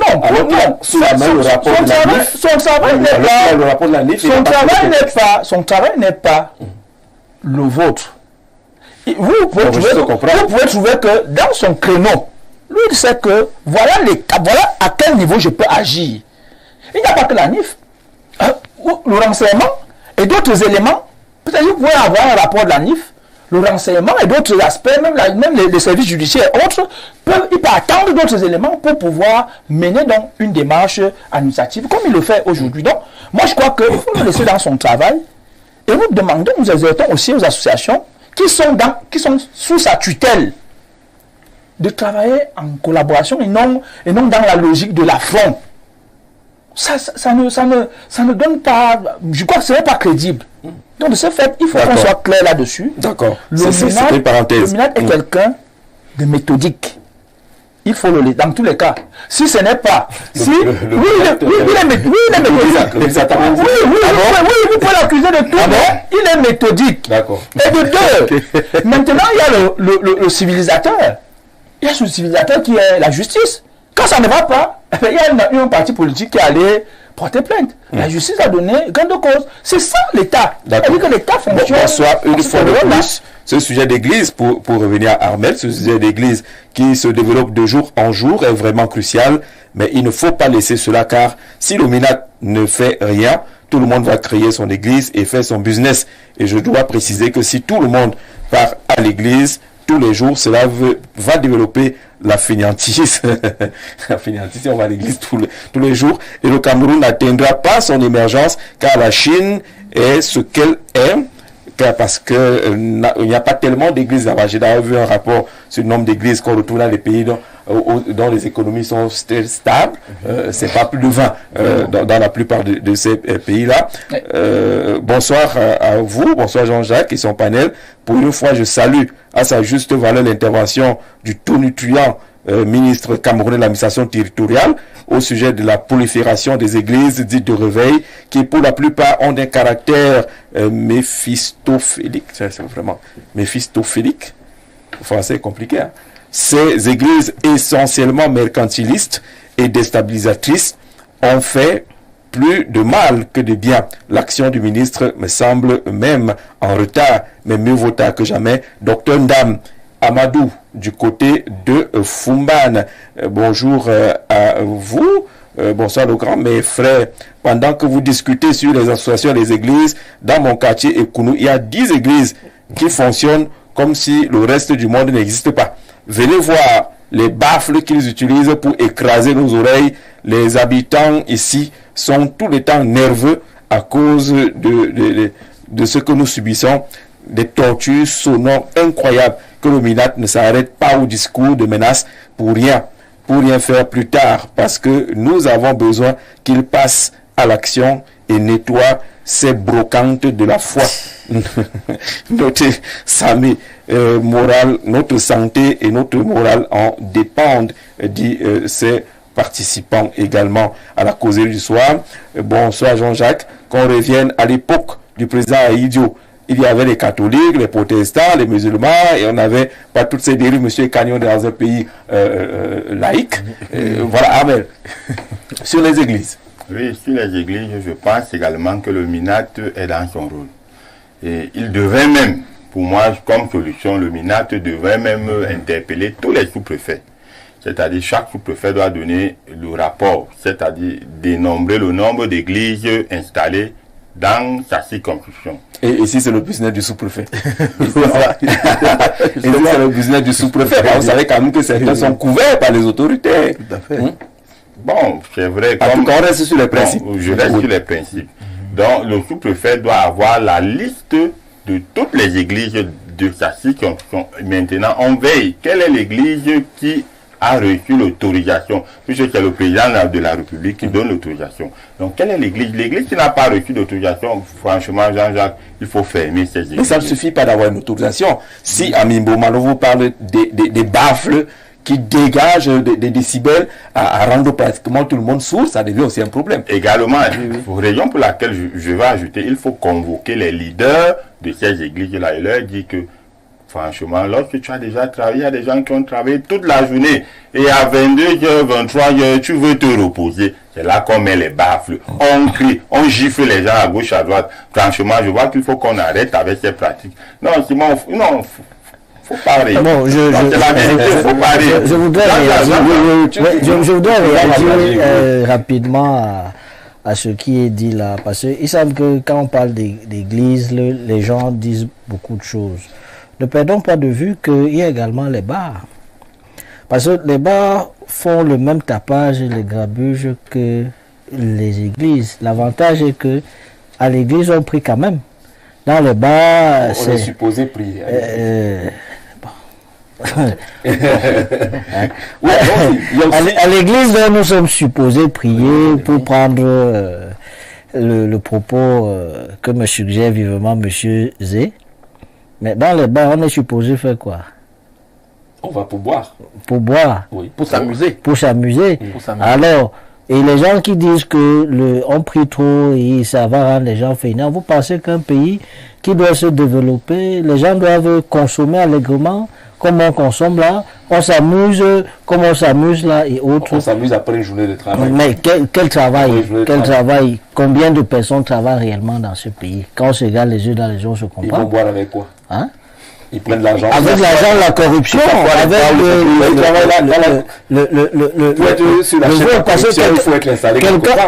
quelqu'un qui a travaillé épuisé, là, il ne veut que se reposer. S'il a le temps d'aller s'installer dans un bar et que le matin le retrouve là à 10h, voit les gens à 7h en train de boire et tout. C'est-à-dire que je suis d'accord qu'on ferme les églises illégales parce qu'elles sont dans l'illégalité, mais qu'on ne mette pas en évidence des arguments qui sont liés à notre seule subjectivité, qu'il y a trop écrit, il y a et tout. Nous sommes d'accord là, il faudrait aussi gérer ce problème de bar. Parce que vous avez, on parlait tout à l'heure de la petite fille qui s'est fait enlever, même assassiner, d'autres et tous les charters. Vous voyez, à peine un enfant vient de sortir de l'EPS là, de l'examen, ils sont dans le charter. Parce que les bars sont en train d'envahir les écoles. C'est des choses qu'il faut également réguler dans le sens, si on veut vraiment que notre pays avance. Les églises... Vous suggérez que le ministre s'intéresse également... Nous suggérons que on s'intéresse à toutes les choses, à tous les problèmes, à tous les problèmes, parce que au lieu de gérer un seul cas et laisser les autres prospérer, on peut dire que c'est la chasse aux sorcières. Il faudrait on montre justement qu'on veut que les choses changent, qu'on ferme les bars qui sont à côté des écoles, qu'on ferme les bars. On a toute une avenue de bars quelque part. Il y a des rues de la joie. C'est-à-dire que vous voyez les gens boivent du matin, du premier, de lundi à dimanche. Vous demandez, ils prennent l'argent où pour boire autant. Donc, tout doit être régulé dans ce pays et c'est ça notre position. Tout à l'heure, il y a des exemples des mariages qui sont gâtés. L'église font aller des mariages, les bars aussi le font. Oui, Simon. Je voudrais quand même dire que les églises, c'est un peu plus grave. Vous savez, quand quelque chose... Comparativement... Oui, quand quelque chose touche... Oui, quand quelque chose touche... la foi. Touche l'esprit. Parce que l'esprit... Pourquoi pensez-vous que la loi a prévu que seul le président de la République doit donner l'autorisation? Et les bars, même, je crois que le sous-préfet peut le faire, ou une autorité, ainsi de suite. Parce que, évidemment, en termes de gravité, les églises sont très sensibles. Très sensibles dans le sens où on venait de parler des dommages que certaines églises causent dans l'entité fondamentale d'une société qui est la famille. Tout à fait. Parce que là, c'est irréversible. Donc, de deux, il y a la manipulation spirituelle. Nous avons majoritairement une population jeune. De ce fait, donc, une population jeune qui n'est pas aguerrie systématiquement aux effets pervers des esprits. De ce fait, il faut nécessairement mettre un accent dessus. Je rappelle que nous avons, le président de la République a légalisé, je crois, 26 églises. Je crois 26 ou 46. Je crois que ça doit être dans cette fourchette-là. Mais vous avez des gens qui ont créé des histoires qui sont dans la logique, qui sont dans une logique qu'on ne peut même plus comprendre. Et de deux, ils se font beaucoup d'argent. Oui. Si vous travaillez, il faut bien payer les impôts. Or, les églises sont des associations, je crois, qui ne payent pas les impôts. Les bars aujourd'hui, les bars sont des entreprises. Oui. Ce sont des entreprises. Fermons les églises, maintenant, mais gardons les bars ouverts. Non, mais maintenant, les bars sont des entreprises. Laissons les bars maintenant, on va les réguler, parce qu'on doit les réguler. Ces entreprises ne peuvent pas se retrouver n'importe où. Ces entreprises doivent se retrouver en dehors, très loin des lieux d'éducation et des lieux sanitaires.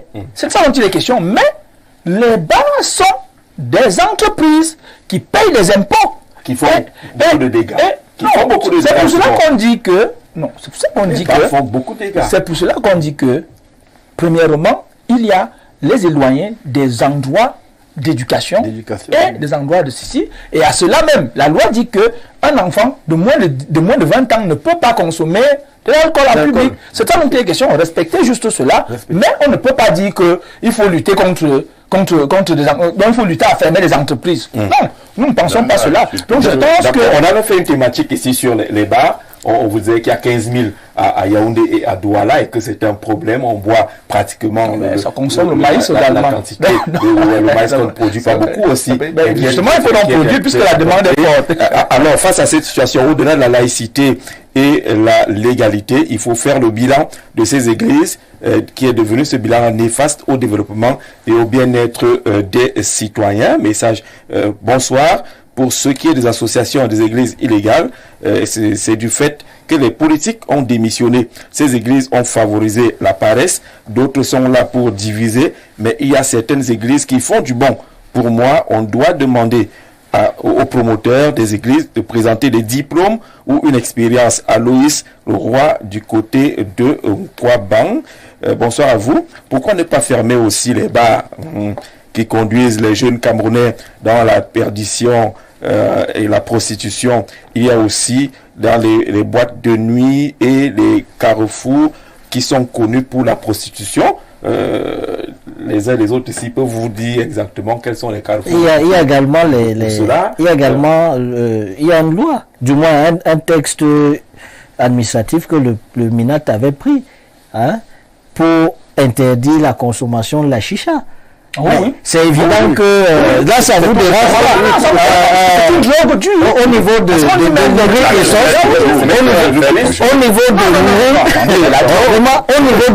et sauce. On consomme cela allègrement. C'est la cheminée. Allez vous passer là maintenant. Les gens fument allègrement. La chicha n'a pas été expertisée. La chicha à l'origine n'est pas dangereuse. Tel que c'est conçu. Tel que c'est lancé et qui se prenait dans des pays qu'on ne peut pas imaginer. Mais c'est ce qu'on met à l'intérieur.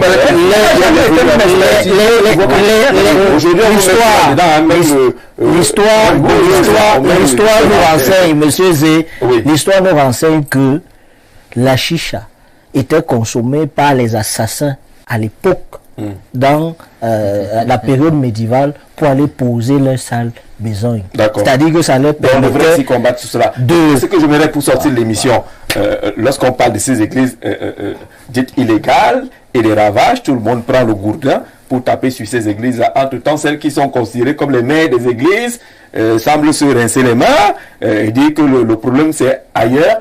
Est-ce que ces églises n'ont pas aussi des ravages? L'église catholique et les autres. Est-ce qu'on ne compte pas aussi des ravages dangereux dans ces églises?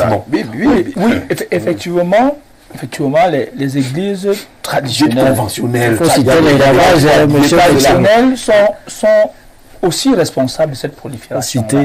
Parce que quand les chrétiens n'ont plus confiance au sacro-saint principe de ces églises-là, il y a un problème. C'est pour cela qu'aujourd'hui, parce qu'on a très bien vu que les églises, certaines églises traditionnelles, notamment même l'église catholique, sont restées dans les logiques, coloniales. Les logiques coloniales aujourd'hui. Il n'y a pas eu une adaptation de ces églises avec les coutumes des pays comme les nôtres. On est toujours resté dans... Moi, j'ai été dans un deuil dernièrement, vous comprenez très bien, dans un deuil dernièrement, où, évidemment, parce qu'il y a le côté traditionnel, où un prêtre a cru que lui, il était déjà devenu, qu'il était plus important que les traditions. Au point où il a demandé qu'on arrête les trucs traditionnels parce que lui doit... Ils le font régulièrement. Et justement... Il dit, je viens à 11h, si vous faites encore vos choses, à vous arrêter ou bien je repars. Et justement, ça devient très frustrant. Et donc, ça permet que le premier manipulateur qui arrive emballe les gens. Je crois que en même temps, il faut revisiter un certain nombre de pratiques dans ces églises dites traditionnelles aujourd'hui. C'est Franklin qui parlait tout à l'heure des nouvelles églises, là où on détourne les femmes, où on fait ci ou ça. Vous pensez que dans les églises dites conventionnelles et autres, on ne le fait pas aussi? Vous ne connaissez pas des cas où des prêtres et autres ont détourné également des femmes, où les Samba Bidinga sont des organisations un peu plus compliquées, aussi que ça était une pratique qui cachait beaucoup de mauvaises choses? Oui, c'est vrai, même dans les églises conventionnelles, ça se fait, mais... Comme ces églises conventionnelles, le spectre est un peu plus large, est-ce que tous les gens va suivre que le prêtre a fait ceci, parfois on dit le prêtre pédophilie, des pratiques déviantes. Des pratiques déviantes pour ces églises-là. Mais ce qu'on retient, c'est que ces églises dites conventionnelles ont l'autorisation ou l'agrément de... Mais ça ne suffit pas. Oui. Les bars là ont l'autorisation. Oui. Les bars ont des autorisations. Non, mais le problème, c'est que ces églises se multiplient comme des bouts de pain. Si elles se multiplient comme des bouts de pain, il faut donc chercher à comprendre pourquoi elles se multiplient. Parce que ça devient donc un business, ça devient un business. Quelqu'un qui ouvre une église, quelques 5 ans après, vous suivez qui est aux États-Unis, il est parti parce qu'il s'est dit qu'à travers l'église, il va se faire fort, il va se faire fortune. En réalité, ça. L'église conventionnelle catholique, musulmane, parfois, c'est parce qu'il y a un problème de leadership même. Certains même sont là comme en on a vu des couteaux et des karatés, on a vu sortis à l'EPC. À l'EPC, oui. Parfois, la guerre de leadership. Quelqu'un pense qu'étant à l'église catholique, étant à l'église presbytérienne, étant à l'église évangélique, il ne peut pas normalement s'exprimer. En partant créer sa part d'église, du coup, il devient le seul maître. Alors, c'est dans ces églises-là qu'on a vu pour la première fois les administrations à poser les scellés. Les églises dites conventionnelles, parce qu'on frôlait vraiment des crises graves. Bonsoir, que le MINAC sorte la liste des églises légales. Vous verrez que c'est eux, les gouvernants, qui favorisent cette prolifération pour mieux piller le peuple, et qui a affamé va se réfugier dans la prière car absence de travail et de bien-être. Beaucoup sont les propriétaires de ces églises. Bonsoir. Pour ce qui est des bars, le problème est du fait que les Camerounais ne distinguent plus les bars, les ventes emportées, les boîtes de nuit. Le problème, ce sont les administrateurs qui ne font plus leur travail. Aloïs du côté de Nkwaban. Bonsoir à vous. Le panel, le monsieur en veste bleue ne vit pas dans ce pays. C'est certain. Combien de diplômés n'ont pas de travail dans ce pays à la veste bleue? Non, il est également à la veste bleue.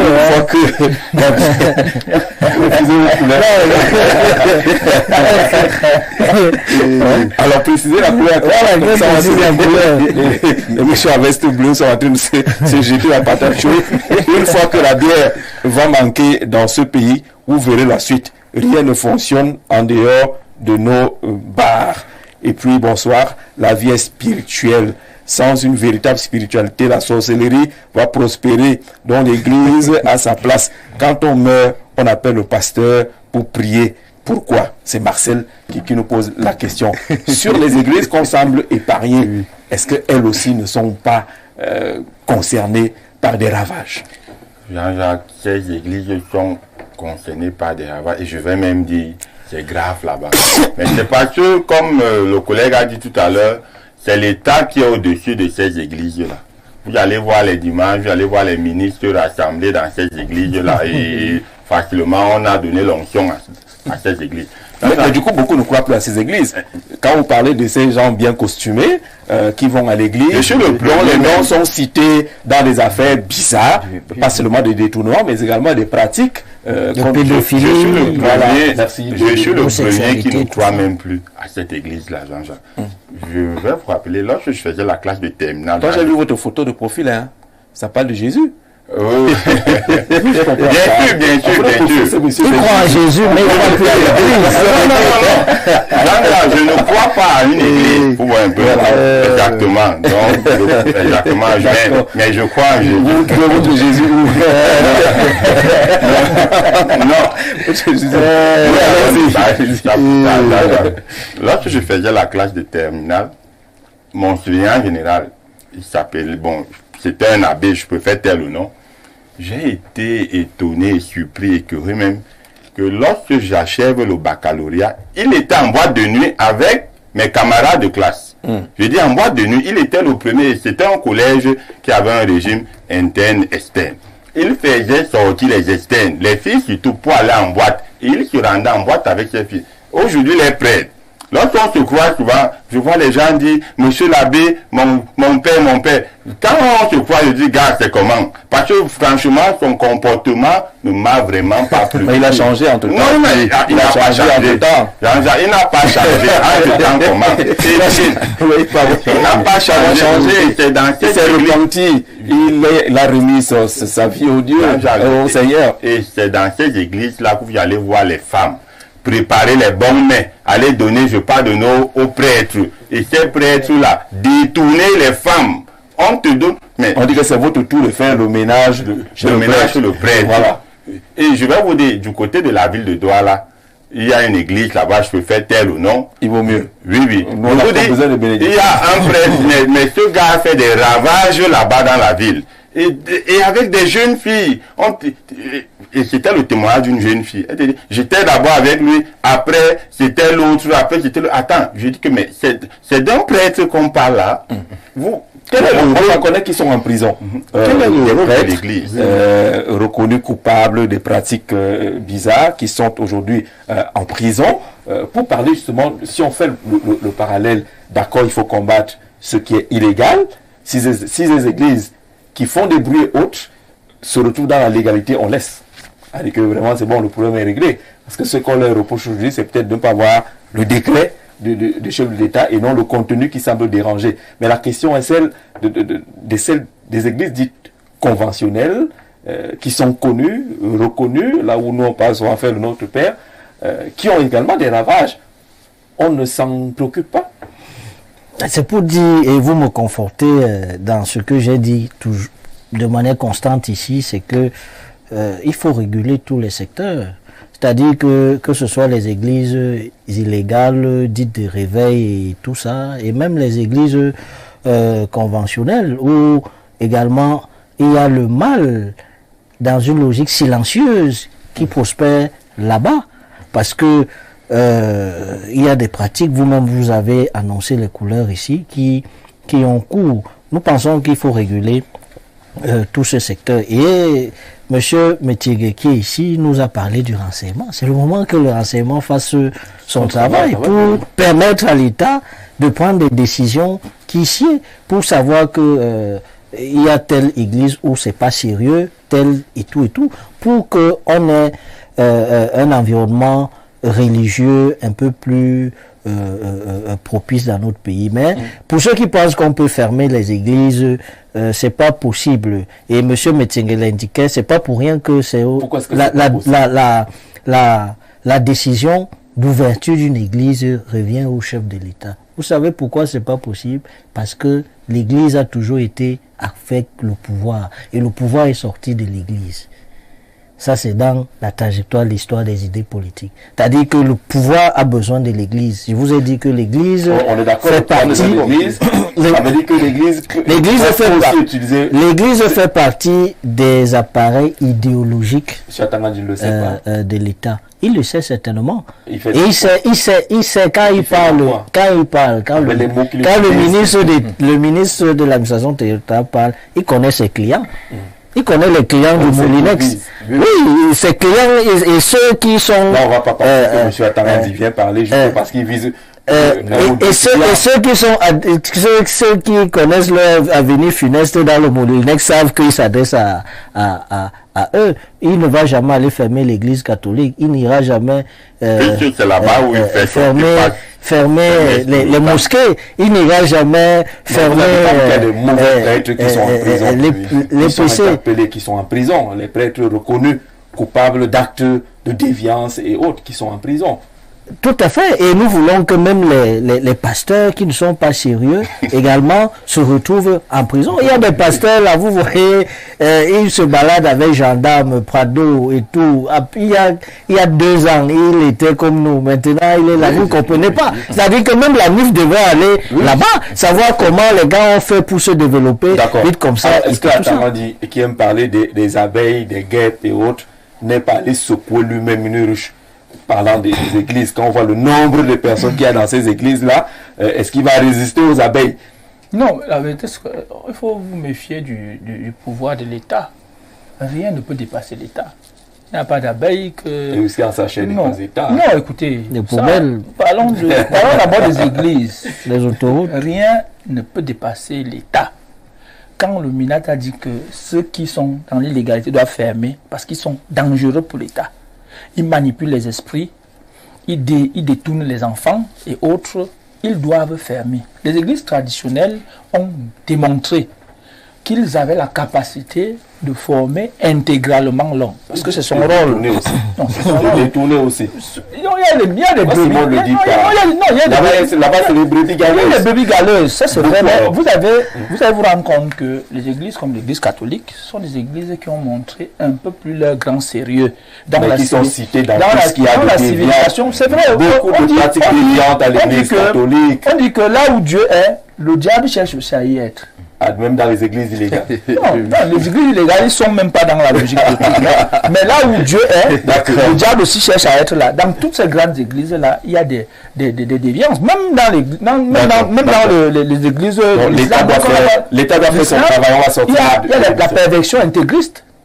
vous voyez des terroristes, ainsi de suite, mais ce n'est pas l'islam, mais c'est le côté pervers, le côté déviant qui a arrivé à cela. Donc, et que nous devons réguler. Justement, c'est ça que l'État vient donc en régulateur et en mettant de côté ce qui n'est pas bien, permettant aux populations de bénéficier de ce qui est bien, c'est-à-dire former intégralement le citoyen pour que le politique puisse mieux gérer la société avec ses... D'accord, vous avez suivi justement la chaîne des programmes sur Info TV. Hier, dans le cas d'Espace Miné, c'était espace consacré justement aux pasteurs et autres. Pour parler du sujet, on a choisi de ne pas inviter les pasteurs ce soir et écouter les Camerounais ordinaires sur la question de l'illégalité des églises et des associations. On vous dit merci d'être venu, monsieur. À vous, merci d'avoir regardé. On se donne rendez-vous pour cet espace lundi prochain. Mais on sera déjà ensemble dimanche à 11h30 dans le cadre de Libre Expression. Merci de rester fidèle au programme d'Info TV.